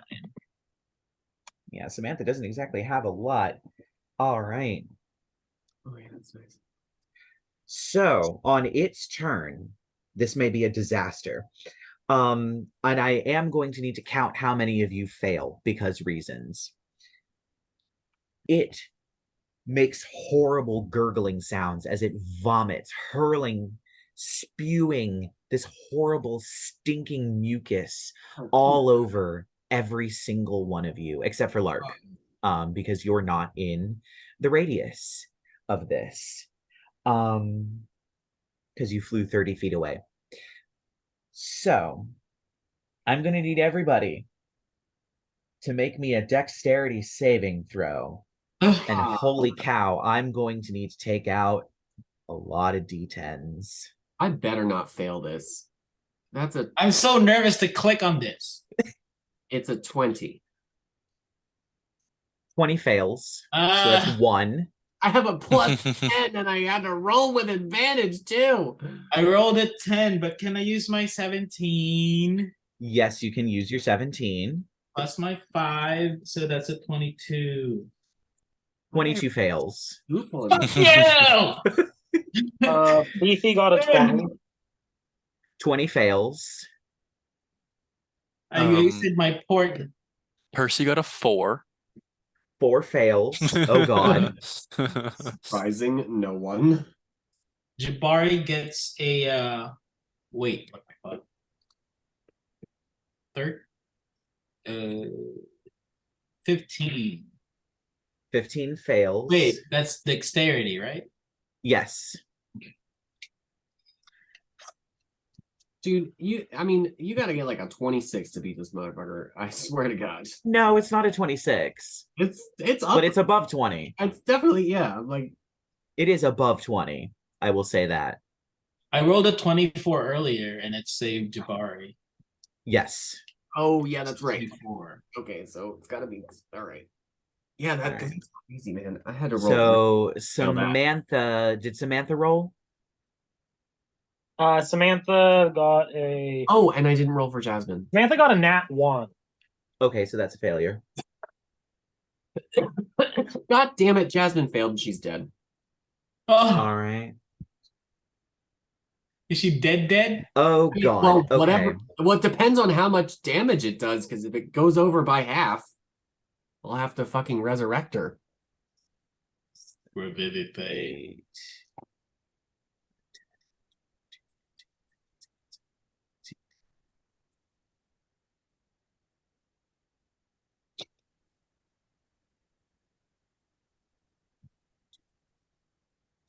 That's going to be 36 points of damage to everyone that failed. 36? 36 points of acid damage specifically to everybody that failed. And for everybody that failed, Wait, which is 1, 2, 3, 4, 5, 6, 7 creatures, the ooze bubbles up, producing other mounds and polyps of flesh that rise as gibbering mouthers. 7 of them. question. Uh-huh. Can I do another roll with the effects of Sands of Time? Or is this just one? Well, it hasn't been Jabari's turn yet, so Yeah. if you still have a Sands of Time die, you can use it. Okay, can I use it to decrease the damage by 1d4? Nope, it can only do attack rolls and saving throws. It can't do damage. Oh, is that what it means? Yeah, it can only do the attack rolls and saving throws. So when you were like, oh, I want to try and pass this, I roll the d4 to get higher. Oh. Okay. All right. So at the end of its turn, each of the gibbering mouthers is going to make an attack against you all. So I'm going to run through everyone. So first is Rerek. Wait, I'm still trying to get this. Oh god, this is going to be so much, and I am so sorry.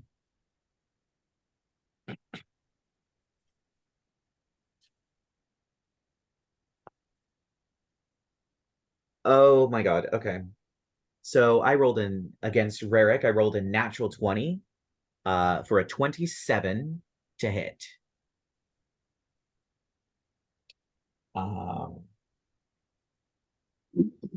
Wait, what? I rolled a natural 20 with a 27 to hit you with the gibbering mouther that appears right next to you. Oh, it's not a natural 20. I was kind of waiting for that. I was like, are you going to do this or are you going to just... Nah, fuck Rerek. Okay. Well, Oh, goodness. Jabari still haven't used his portents. Can I Oh, give him, yes. can I give him my 10 for that attack roll? Yes, you may. Okay. So that means that it doesn't hit. You're then going to have to make a dexterity saving throw as Blob. this polyp of flesh, this gibbering mouther, whispering and making strange noises, spits directly at your eyes. So I'm not going to need you to make a dexterity saving throw. Don't worry, it's not going to be a 23. Wait, me? Yes. Rerek dexterity? Yes. Good luck. Okay. Oh, shit. Uh-oh. 9. What'd you get? 9. Plus your dexterity? Yeah, No. that's it. Uh-oh. I mean, I still have 1 point left. I don't know if I should use it. Didn't you just use one? All right, you're Well, blinded. that's Jabari. I have 1. Oh, Jabari used his portent. So you are blinded. And then we're going to move on. I have 7 of these things. We'll do Percy. Oh, God. We're all dying. We're all gonna die. The Jasmine's 25 to hit you? Yeah, I'll do it. unconscious. Oh, that was bad. Remember when I said we were all gonna die? Yeah. My That's gonna be vegetarian 14 ass. points of piercing damage. My only regret is that I'm sober right now. And then it's going to spit at you. So I'm going to need you to make a dexterity saving throw.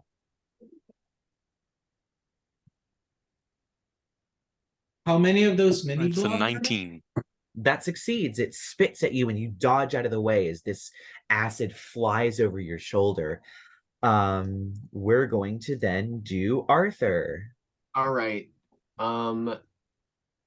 Desperation here. Arthur's real low. He's gonna like drop down on one knee so he can like steady his aim. He's not actually gonna use steady aim.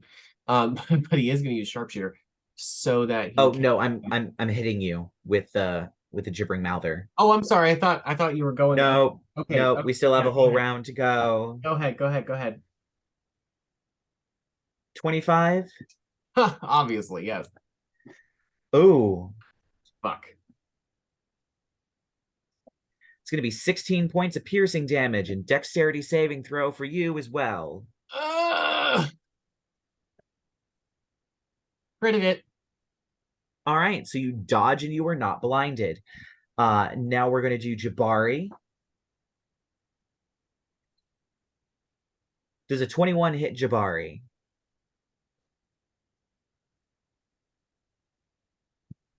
Yes. Okay. You're muted, just so that you know. Yes. 13, 14, 15, 16. Yeah, we got it. So that's going to be 18 points of piercing damage and dexterity saving throw from Jabari as well. 18 points of damage. Uh-huh. And dexterity. Oh, that's 5. Sorry, I accidentally added like a D4 on that. But no, I rolled 15 plus 2, 17. That succeeds, so he's not blinded. And finally, Samantha, because... Why didn't we So all it's going to fly? be 22 to hit Samantha. Yeah. My uncle Oh is my Right. God. AC ain't that good. 14 points of piercing damage and dexterity saving throw. This is non-magical piercing damage, so that may or may not matter for Samantha. Oh, yeah, she resists non-magical piercing damage.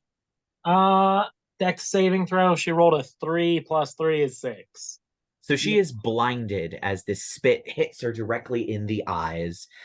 And the other two, having no target because their targets died, are simply going to squish around in the ooze for a little bit. So we head over to Rerek and Jabari. Rerek, you are blinded currently. What would you like to do? What it do? Anybody have like a healy shit? Can I use the dancing really does short that. sword and toss it in the air? Yes, you may.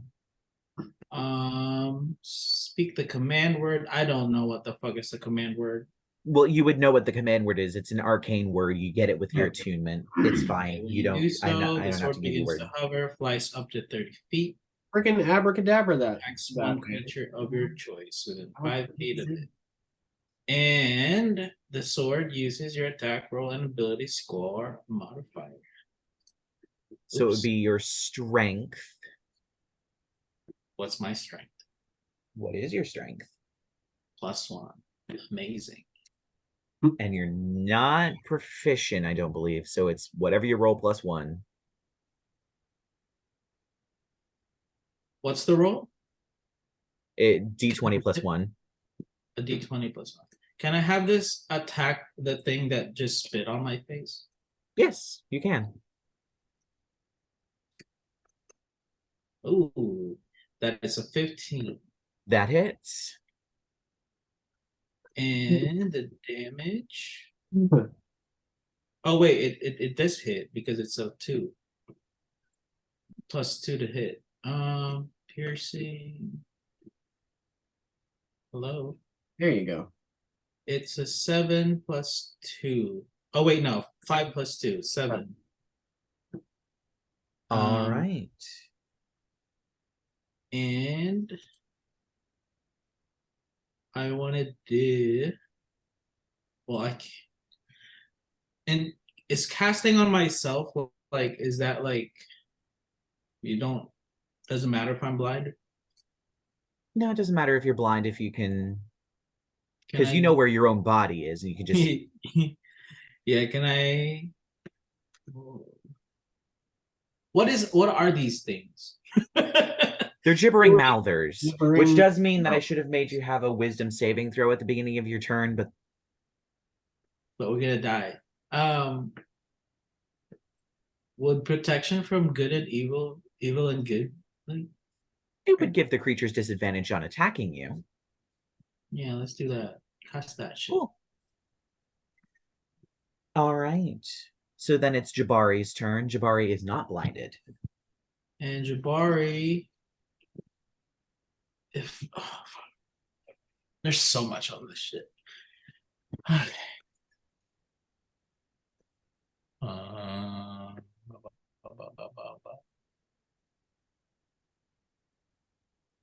How far is the main body from us? The main body, probably maybe 15 feet. So no fireball. No, please God. I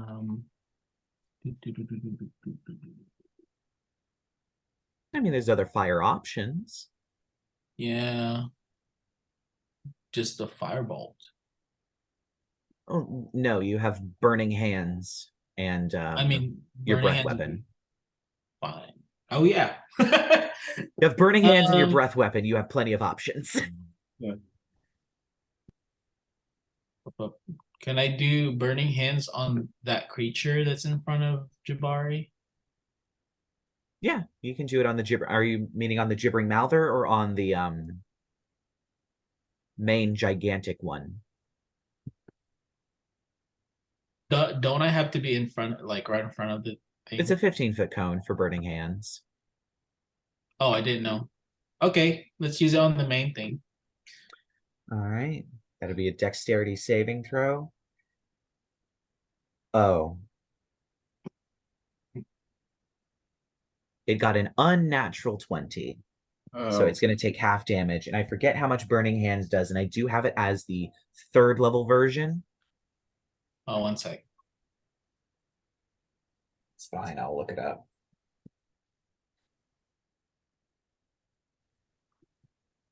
Because it seems like it got affected by my firebolt earlier. 3d6. So it's 5d6 because it's the 3rd level version. So roll me 5d6. 5d6. 1, 2, 3, 4. So of course, Percy, you're on deck. It succeeded, so it's going to take half damage, but 27, so 14? 13 or 14? Is it 14. round up? It's Okay. oh, actually, it's round down, so it would be 13. All right. Is that the end of Jabari's turn? I'll do the Sands of Time again. Well, actually, roll a d6 because that has a recharge 5 to 6. If you roll a 5 or a 6, then he Is that gets what it that back. means? If not, yeah, that's what the recharge 5/6 means. 2. So he does not get the Sands of Time back. So that would be the end of his turn. So Percy, you are not Cool. blinded, but you do need to make a wisdom saving throw. That's natural 20 for a 30. Okay, yeah, you're fine. The whispering does not affect you, but it is Hell sitting yeah. right next to you. So what would you like to do? Okay, so I got a gibbering mouther right in front of me. Yes. Cool. And then there's one in front of most of my friends, and then the big bad guy has turned into an evil cloud. Well, an evil giant column of flesh. With a bunch Cool. of eyes. Let's see. I'm gonna cast Firestorm. Ooh, fun. So I'd like to target as many of the gibbering mouthers as possible, and also the flesh pillar, please, without hitting my friends, if that's possible. Let me roll something.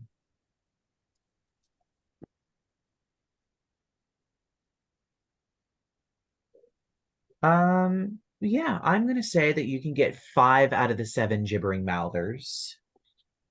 Cool. However, 2 of And them are the ones that do not have a target, but they are on the battlefield. and how big is the flesh pillar? Is it just still fitting in like in one space, or is it like a few spaces? It's a few spaces. It's about like 30 feet tall, Yummy. pretty wide, probably a 20-foot radius base. Jesus. It's That's gigantic. fat. It's huge. Yeah. Wait, can a creature be hit by multiple of the fire strikes? No, Or I can it think only be it's hit by if it's one? in the fire all does the Cool. same damage. Whatever. So yeah, I'll do that. Percy, his eyes glow fiery, and he summons down meteors from the heavens to smite his right. enemies. So I So need they to need to 6 make saving throws. yes, So dexterity saving throw DC 20. So big guy only rolls a 16. Little guy 1 rolls a 5. 1 rolls a 13. 1 rolls a 15. 1 rolls a 1. 1 rolls a 19. And how many was that? Was that 4? Was that 5? I wasn't counting. I think that was 4. So 1 more. 1 rolls a 2. So only one of the gibbering mouthers succeeds. So rolls the damage. Okay, that is 7d10. Damn.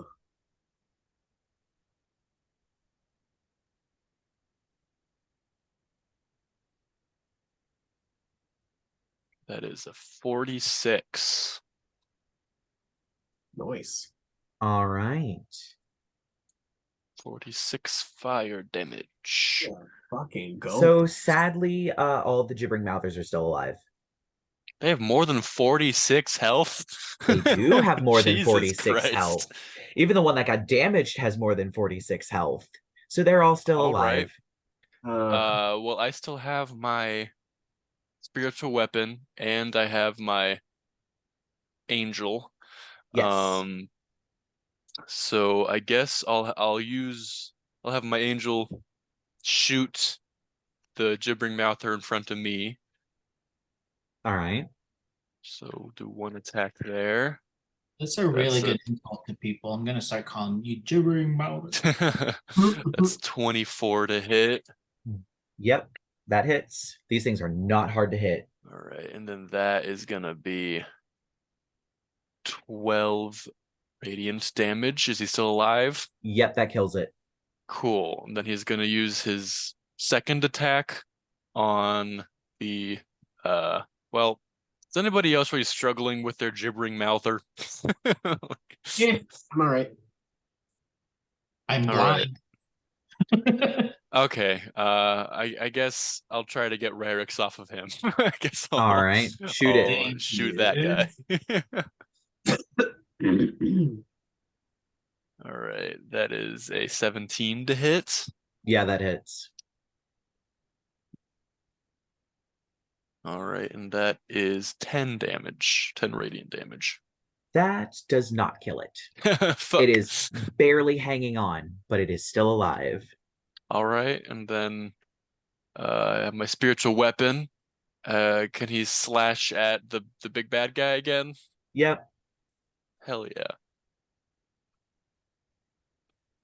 That's a natural 20. Ooh, Nice. awesome. Fucking pumping these boys out. All right, that is 9 plus. Wait, so it's 2d8 base. Yes. So I it'd get be 16 base. plus 9, so we're at 25, and then plus 5, so 30. 30 force damage. Nice. All right, that's a nice meaty hit. And that is, oh wait, mine is dead. So I would like to pull a Lark, and I want to use my boots of flying that I never use, and fly 30 feet into the air. Yes, you can do that. All right, so speaking of Lark, it is now Lark and Samantha's turn. Samantha's still blind. Fifi and the vultures are dead. We didn't do anything last round. This is fine.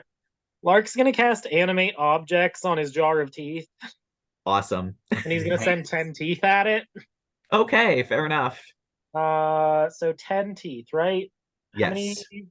I get 10. 10 attack rolls because they all get individual attacks. So that's 10 attack rolls, and then And they are plus what to hit? Plus 8 to hit when they're tiny. Okay.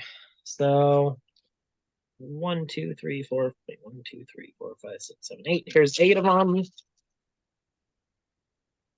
Okay.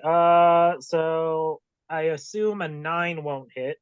no, I assume a 10 won't hit. no. How's a 17? 17 hits. Okay, so everything else in this bin hits officially, so that's 6 hits there. And then I get to roll 2 more. Right. And 7. Does a 16 hit? Yes. Okay, so 8 hits total off of them. It was his action to cast and his bonus action to have them attack. So 8 hits is 8d4 plus 32 damage. So I'm going to subtract the 32. You just give me the rolls. And you said it was okay. Yep, that's fine. Never mind. It's slashing damage because teeth. Mm-hmm.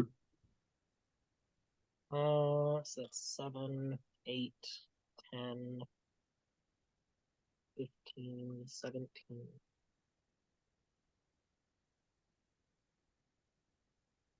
17, 18. So you already got the 32. That's 18 more damage after that. All right. At the end of your turn, is that the end of your turn? Well, that'll be the end of Lark's turn. Then it would be All right. Samantha's.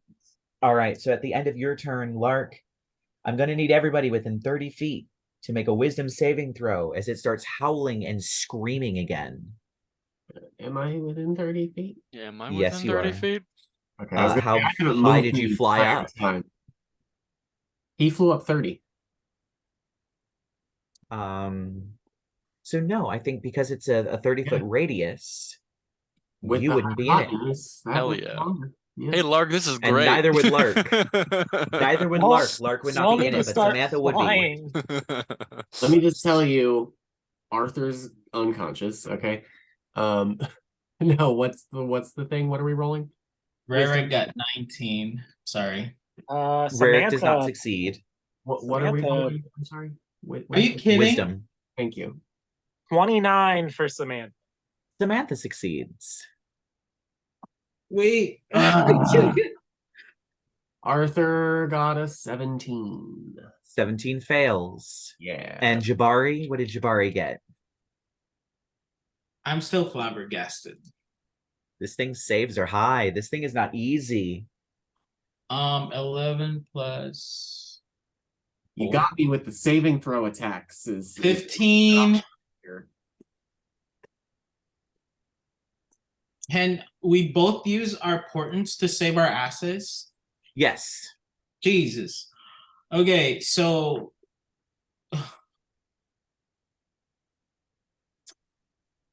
Because yeah, I Wait, believe we ruled it that you could add your modifiers to the portents. It replaced the Yeah. roll, not the total. 15 plus 9, so I get 24. That succeeds.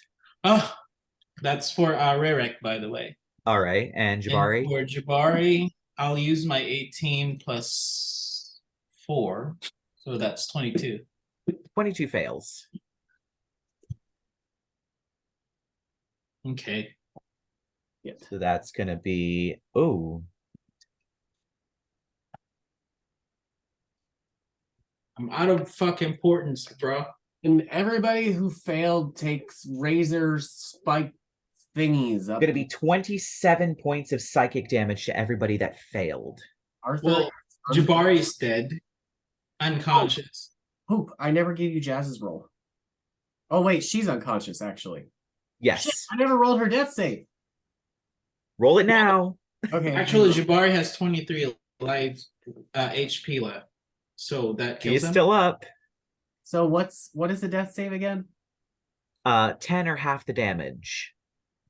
Ha! Which, Okay, well, that's one failure for Jasmine. it's one failure. And Arthur is unconscious. All right. Sorry, what's the damage again?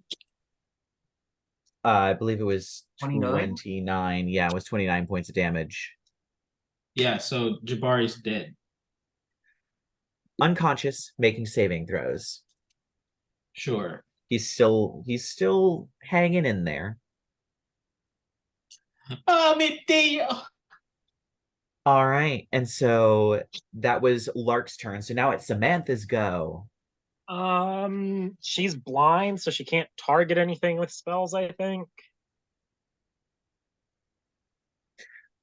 Well, How she can often do still they- like fire things. It's just she would have disadvantage because she's blind. So she could use Fairy Bolt technically if she wanted to. She would just be at disadvantage. I think she's gonna use her spellcast to Thunder Wave to try to get the Gibbering Mouther off of her. Oh, true. Because And- she can Thunder Wave a set number of times a day. So yeah, she's gonna Thunder Wave. Her spell save DC is an 18. And Oh, that it is- rolled a 5 and it doesn't have any strength. So it's going flying. So yeah, it's going to get moved away from her, and it's going to take 2d8 thunder damage. Wow, that's 2 damage. Snake eyes on the d8. Check what level her Thunder Wave is at. Third level version. Okay, maybe it's more than 2 damage. Get another one. Get another Yeah, Got a right. 7. Thank you, bitch. That's a 9 damage. So it is still alive, but it does go flying away from her. And let's just say that she's gonna, like, on its way away from her, hearing it like squelch and ooze, she's gonna try to fairy bolt it too. Yep, but that's going to be at Uh, disadvantage because 16 blind. to hit. That hits. Okay. These things are not hard to hit. It's gonna take 7 damage off that. It dies. It explodes. She's gonna yeet herself 30 feet back. She's just running back for a hot second. Fair And enough. is there any way that she can unblind herself? Not at the moment. Oh, cool. That's all for Samantha. All right, so we are back up to the top with Arthur.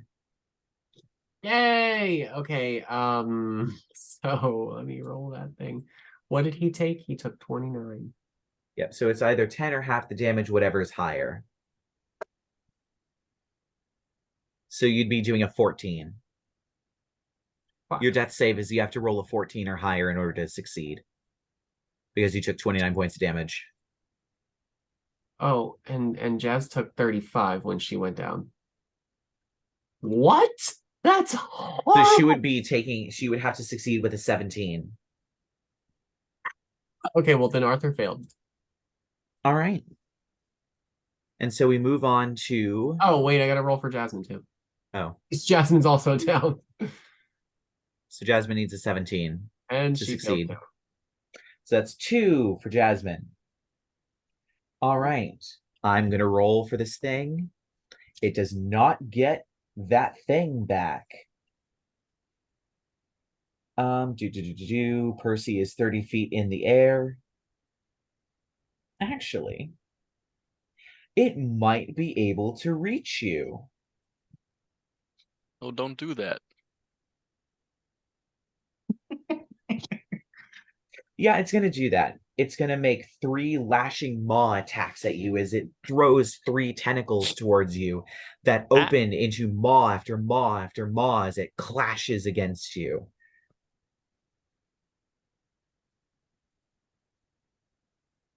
It's going to be a 28, a 25,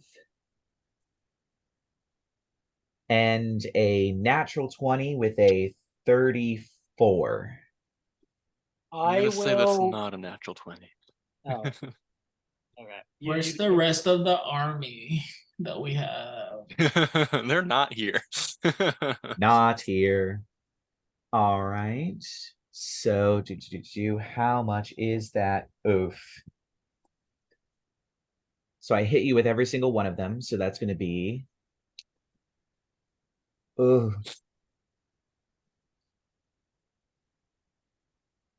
It's going to be 26 points of piercing damage. Plus...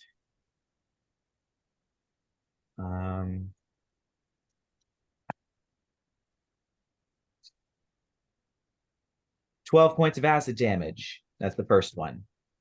Okay. That's the first one? That's the I'm out first really one. fast.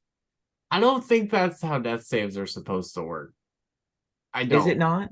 I thought it was 10 or half the damage. Because what if it did 50 damage? Yeah. I'd never be able to pass the save. Like it would literally I've be never impossible. heard that rule, but Because it's just a straight D20. Yeah. So a success would be impossible. Yeah. But That's the rule. I'm on D&D Beyond right now. It just says 10 or higher. Did they change it? They I might don't have know. changed it. that's all I I've Alright, think you ever might heard. be mixing up concentration checks with death saving throws, Spencer. That might be it. I think you are actually. But the other thing is, I'm going to give you this one. Jasmine and I also both took damage while we were unconscious, which does add a failure. So while we both had 2 successes, we also both had... She had a failure and I had an additional failure on top of my other one. Well, let's go for the next 2. I rolled a little poorer on this one. So it's going to be 9 points of piercing damage. So we were at what? That was 23 and 12 on the last one? Yes. So it's going to be Okay. 9 It's and 30.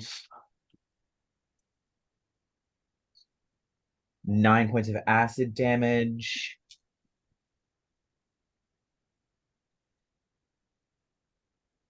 $21 points of piercing damage. I'm down. Oh my Oof. god. Wait, what? Our healer is down.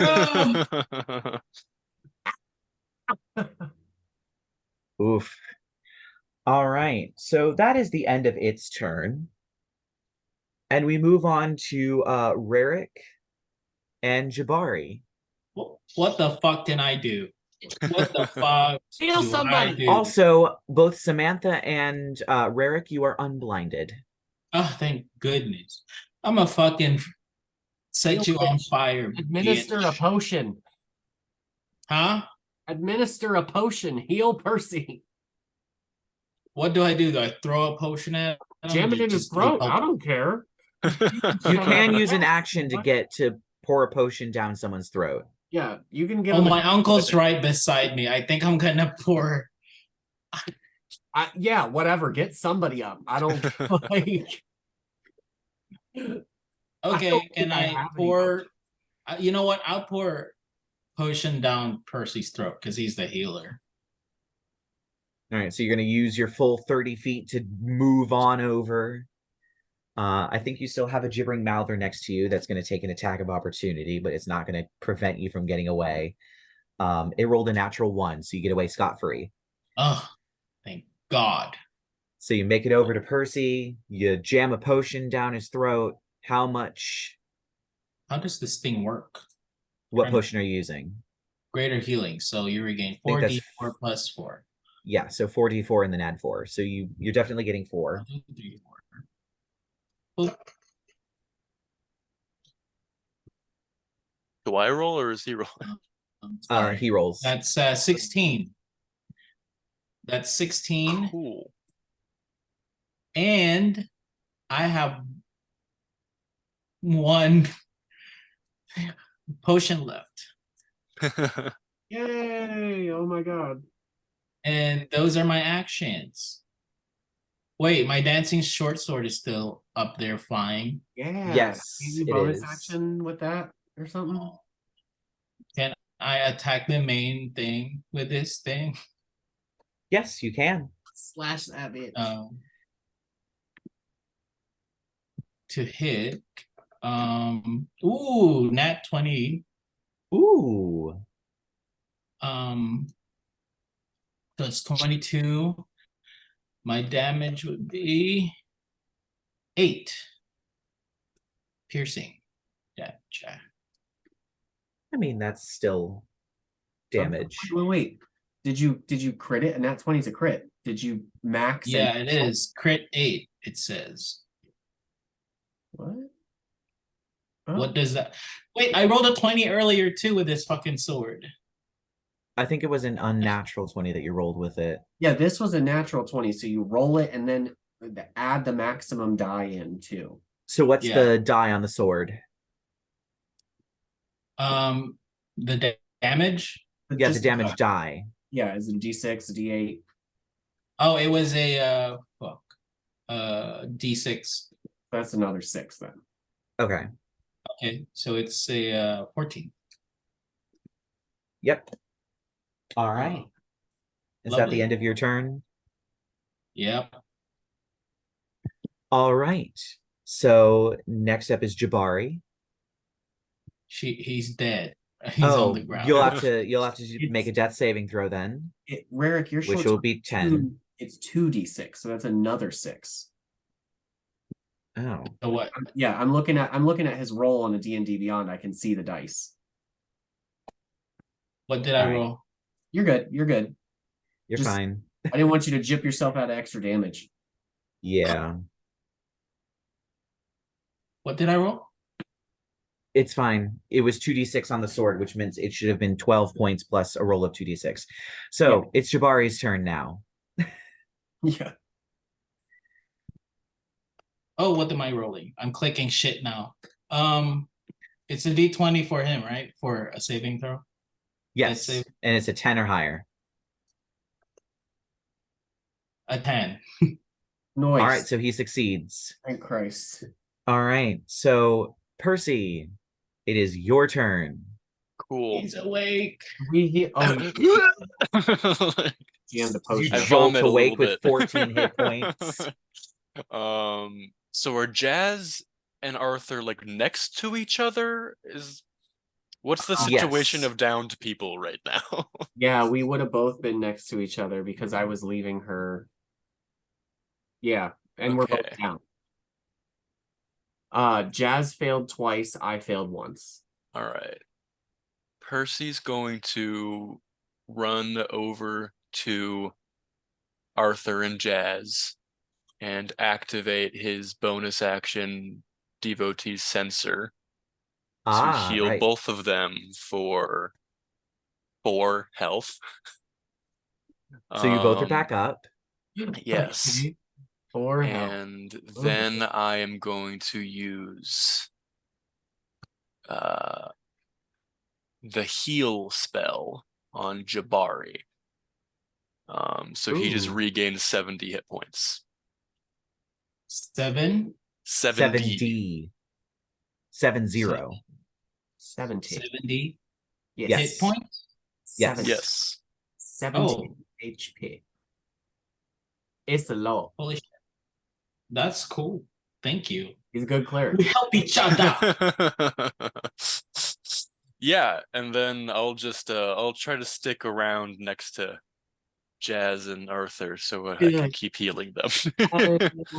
Yeah, it's real bad. We're just real bad right now, Arthur. Get back in the fight.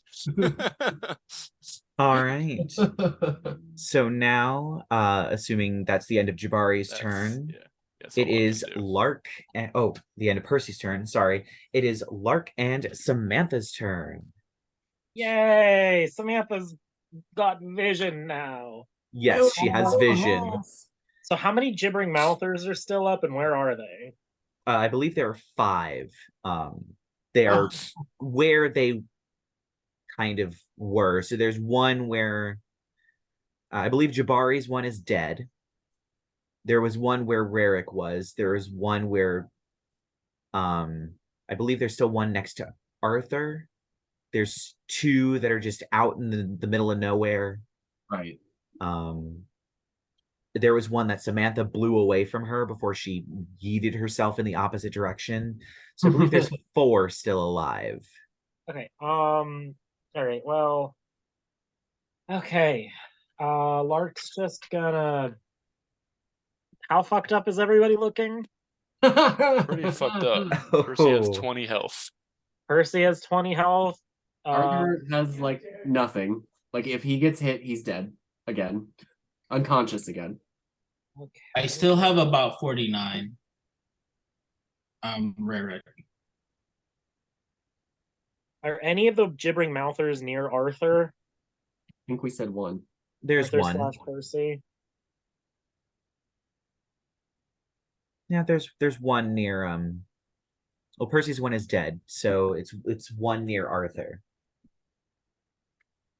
Okay, and but Percy's got healing magic, so he can heal more people the longer he stays up. So with his action, Lark's going to wither and bloom. I thought you were going to do that. On the gibbering mouther that's by those 2, and he's going to choose to heal Percy with it. But he's going to cast it with a 4th level spell slot. Ooh. So it'll deal. That gibbering mouther needs to make a Constitution saving throw, or take 4d6 necrotic damage. It rolled a 22. Okay, it still takes half damage. Percy, which is probably going to kill it. You can regain. Add 5 to it for my spellcasting ability modifier, but you can spend up to 3 hit dice right now to recover hit points. But do I add my con modifier to that? No, you add his charisma modifier to it. Which is what, a +4 or 5? +5.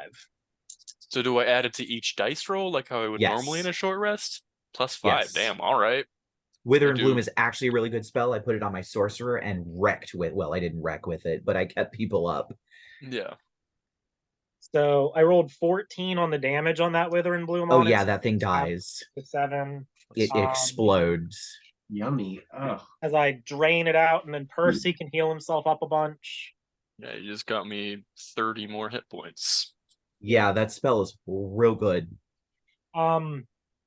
So with his bonus action last round, Lark gave the marching orders to the teeth. Does he have to do that again, or are they just on autopilot?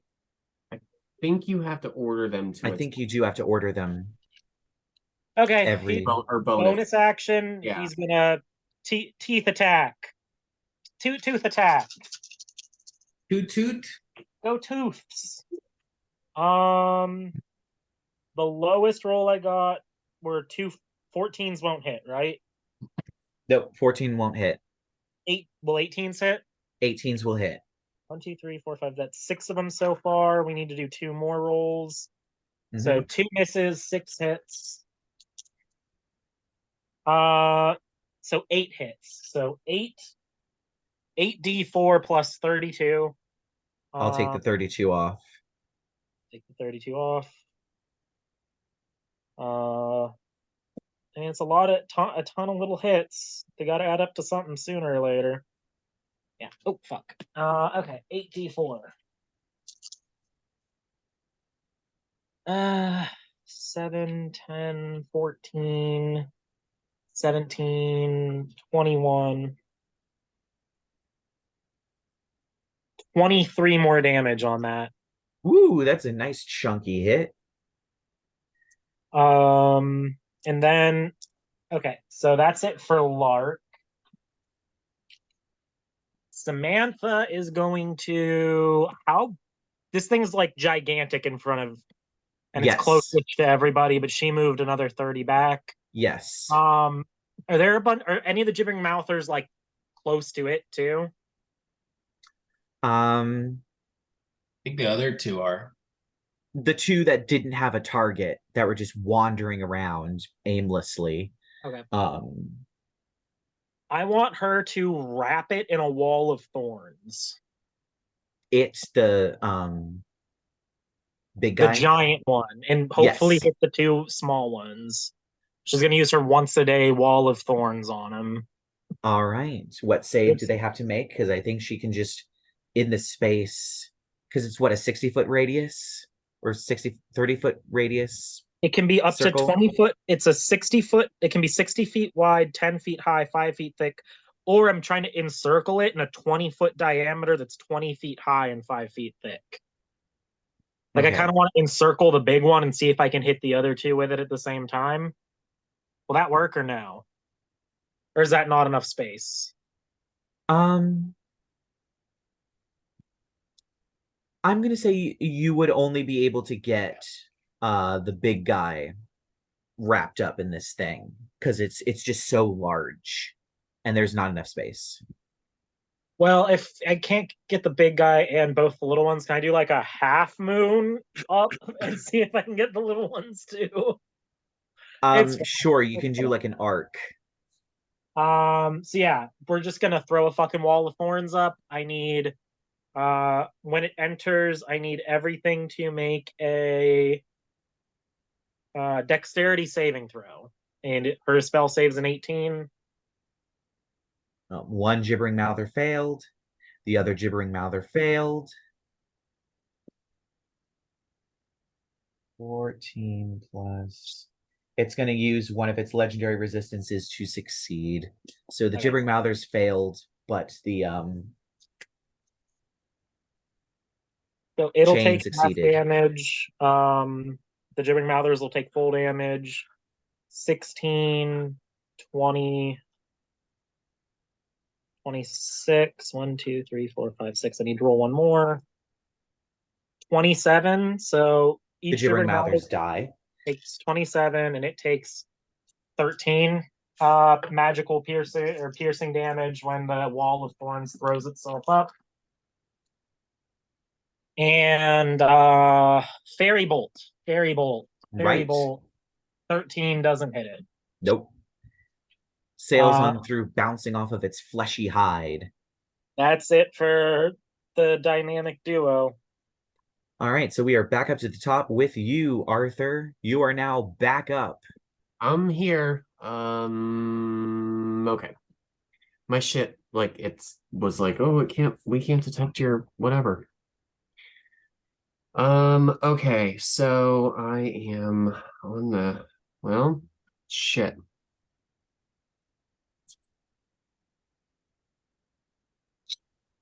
I'm gonna have disadvantage because I'm down. I don't actually, well, yeah, I can use my movement to stand up. That's fine. Yep, it's half speed to stand up. Yeah, I'll use my movement to stand up, and then we're going to, keeping with the theme, we're going to Hail of Thorns. Ooh. I don't know. I just want to hit as many as I can. I don't care if that means the main target has to be a mouther instead of the chain. You know. There are no mouthers close enough. They're all okay. dead. Right. Well, they're ones that are alive. They're just not close enough.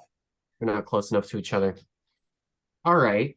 Well then, how about we'll just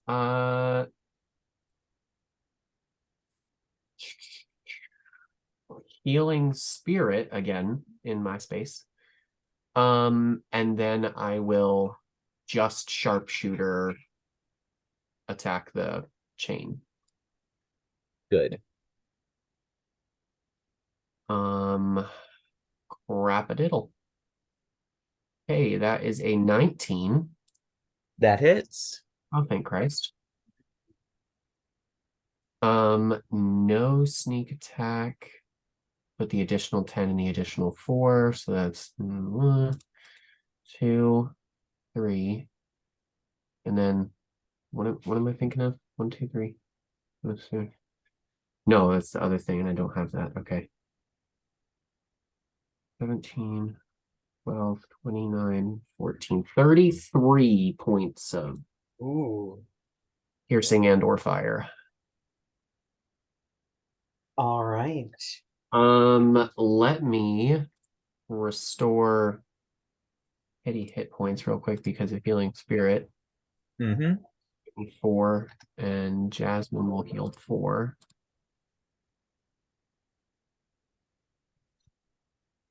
And then we'll have Jasmine, I guess, try to run up and bite the closest mouther if she can reach one. Yep, she can reach one. All right, let's do that. It's 60 foot. Actually, no. The only other one would be the one that Samantha blasted away, so the closest is the chain.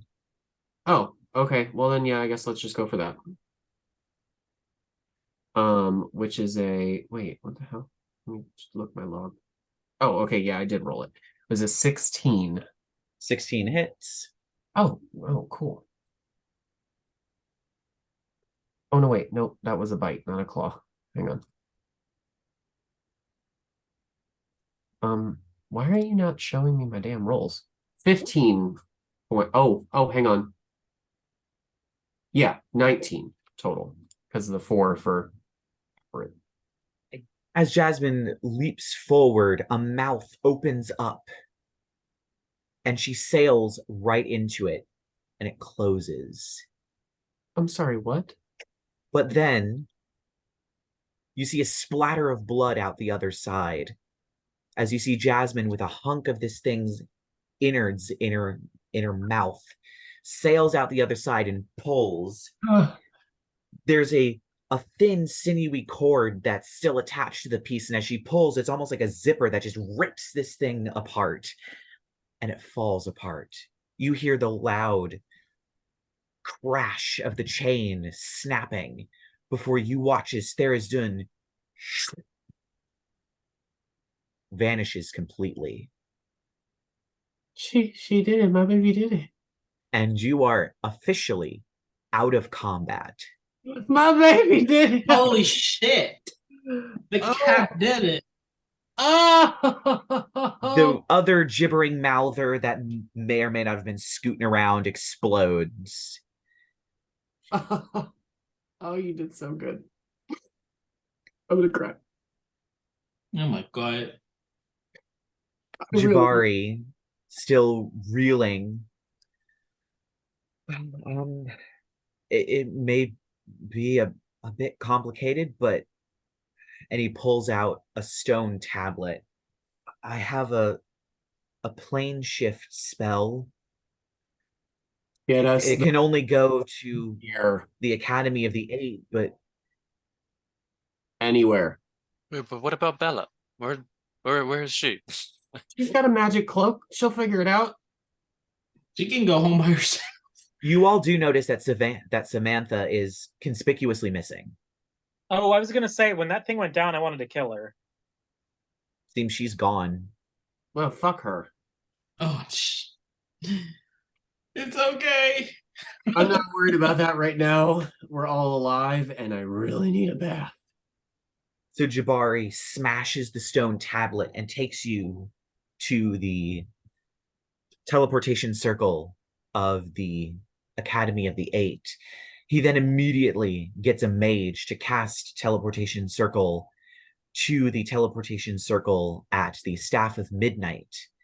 and you all arrive exhausted.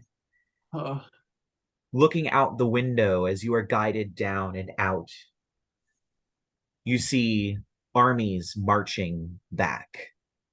Caliburnian and Gothian soldiers, maimed and harmed, trudge along. The sky fills with bats, but not as many bats as you thought there were.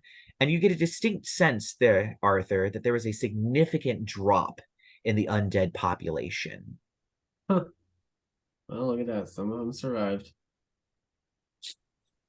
And so this is where our official roleplay ends. I would like to go through each and every one of you and ask about what your characters are doing after this whole encounter. Now that you've come back, presumably you've had a rest. In the years to come, how do your characters spend their lives? Well, I go home to my country. I Because mean, that's what my uncle was also there for, was to like bring me back. And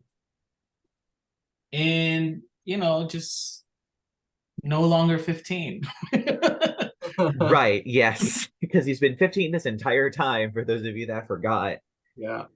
I'm going to say that, yeah, eventually Jabari passes, and the title of Great Oracle passes on to you, and the powers, both political and magical therein, are bestowed upon you.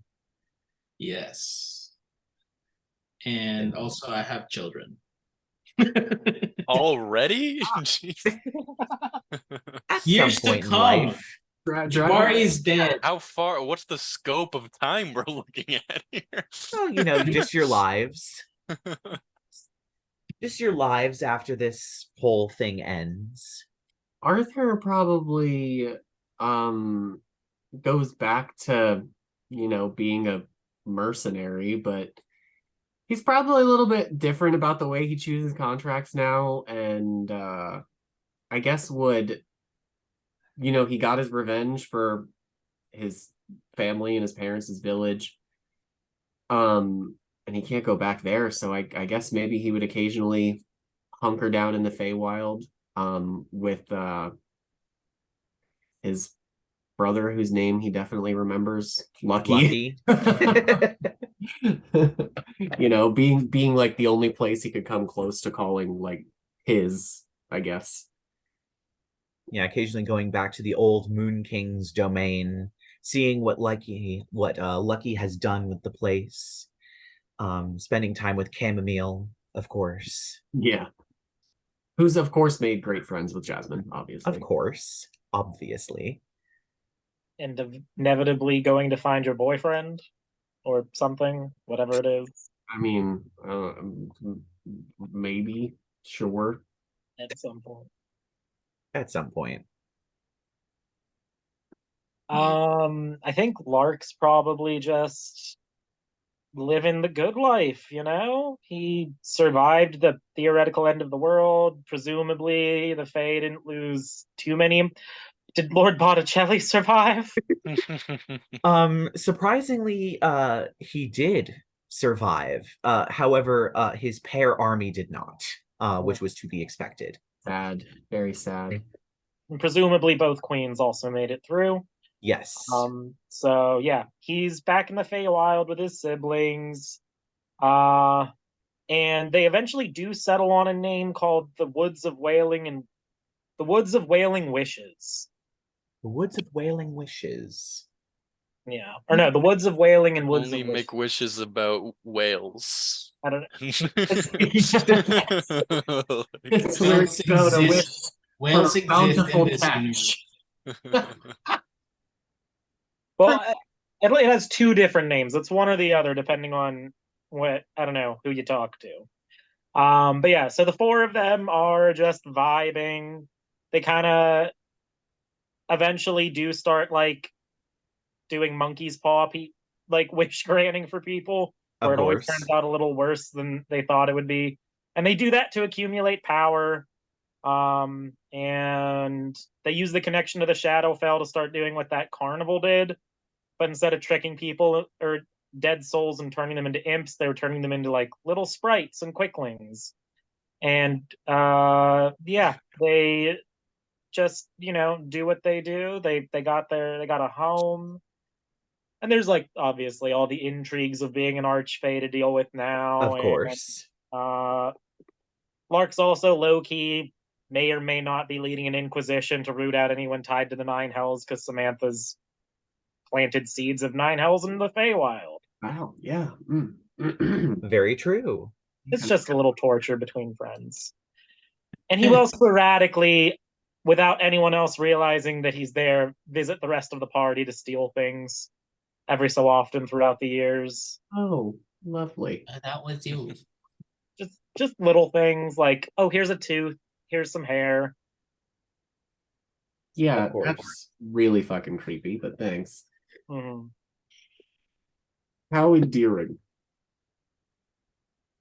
And how does Percy spend his years? Well, With I'm 5 assuming husbands. I'm assuming Bella's good. My family's all alive. Yes, eventually it takes some time. It's about maybe 3 or 4 weeks after this whole final battle that while you are sitting at the dining room table, perhaps during breakfast or perhaps during lunch, Bella appears, looking like her old self, and sits down, and you have a lovely conversation. However, I think as the Percy would years freak out. well, Like, true. yeah. But as the years drag on, it becomes clear that as she tries living on the material plane, it's just not meant for her anymore. She's kind of outgrown the space, and eventually she stops visiting corporeally. Obviously, she would visit for important occasions. When your mother and father eventually die, she does actually physically show up for the funerals. But eventually, she only communicates with you through messages and dreams, and occasionally brings you to whatever construct she's made in the far realms to live in, but eventually she stops living on the material plane altogether. I will also say, because you know your sister, you definitely see a small uptick in warlocks that seem to be have her as their Yeah. patron. You might even come across the them. halfling is their little leader. Yeah, definitely. Almost every single one of them has a tiny little gazer familiar like Hammy got. And they go around and seem to protect people from aberrant horrors and help protect the barrier between the two realms. But yeah, eventually she stops physically visiting the material plane and messages you in dreams or in a voice in the back of your head. Awesome. Occasionally letting you visit whatever construct she's made in the far realms. I think Percy, once he takes some time to handle all of these affairs, and his family's all safe for once now, and everything starts to return to a semblance of normalcy. He and Saint Hypatia will, as a token of her trying to make amends with him, the two of them will work together to purify the house. And try to usher out all of the demons and dead and all of the unholy nastiness there. At least what's there that isn't friendly. I think Percy will probably keep his undead stable masters and anything that lives on the property that is benevolent is allowed to stay. Sure. I will say the house got completely and utterly tore up in whatever final battle. Half of it had fallen down. The lab had completely fallen. It's just rubble at the bottom of the hill. The gardens definitely got even more ripped up than they already were. You probably don't have the giant glass gazebo that Malice was in. Yeah. But that's about the extent of the damage. Yeah. So I think then over the next few years, several, many years probably, the house will be reconstructed in a new way. Lots of rooms for Percy's family and friends to stay in. And he will reconnect with the church, and I think eventually take over for Archbishop Sherman as the Archbishop in Darkmoor. And even then, he'll sometimes weave into his sermons ideas that the saints aren't the only ones out there, and you should look for something else if this isn't working for you. Maybe sometimes he'll tell tales of Titania and Queen Mab and a strange little garden that exists in the Feywild where he has some friends that might grant you some wishes, but it's probably best to steer clear of them. Of course. And never take any seeds from a fairy. Never. Not one. Not ever. Not ever. Can we canonically make it that, like, the teenage princess of Gothia is Lark's Warlock? There's eventually a teenage princess in Gothia, and Lark's just slowly infiltrating the royal bloodline there too, because they're related. You're practically family. Yeah. I will say I did canonically have like 3 princesses in Gothia, of the Gothian royal family. I forget what I named them.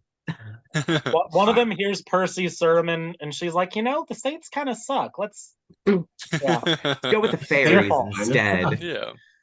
And then Percy will have, he'll outwardly look very priestly and normal, but he'll still probably mostly at his house have a collection of strange odds and ends, little fairy gifts and strange magical objects from Gothia and trinkets from Arthur's travels that they'll deposit at my house, as it's sort of become almost like the Warrens in our world, like just a depository for strange, magical, maybe unholy things. So whenever y'all need to shunt off some sort of strange knickknack you don't want to carry around, but you don't want falling into the wrong hands, you'll throw it Percy's way. And he'll always have a room open for you guys. And I think I might even try to have some sort of like a gate spell that'll take me to my sister's realm if I ever want to visit. Oh yeah, hidden in some door in the castle or in the house. Yeah, and lovely. Percy becomes somewhat of a local legend in his later years after he even retires from being the archbishop. But the Kreutzwald line is restored. I have children, hopefully with Landon. We'll see if that relationship pans out. And I have grandkids, and it's turned into a happy home once again with several generations of Kreutzwalds all living under one roof. And nobody went insane. Still have a few voices running around in there, but I will say your scar does heal over. Yeah. And unfortunately, you will lose the benefit of your dragon mark and the Gathered Whispers dark gift. However, you do still occasionally in the night hear voices that were familiar, whether it was Fecker or Sathagua or Caius the Worm, or even ones you thought might have been long gone. Landon, and I was like, oh, shut up. And he was like, what's going on, babe? Oh, this is Echok, the Violet Flame, fucking spouting nonsense again. It's been 30 years, Echok. Like, it's not gonna happen. And then you get so old you can't hear anything anymore. But you still hear them because they're in your head instead of your ears. Oof. Lovely. What? And so that is where we end our story. That is where the Scion of the Dark House closes for now. So join us soon for our brand new campaign. You'll find out what it is when we put it out. We also have some other fun little content that we'll be making in between the seasons that'll be coming out very, very soon. So make sure you join us for that. But until next time, we'll see you later. Adieu.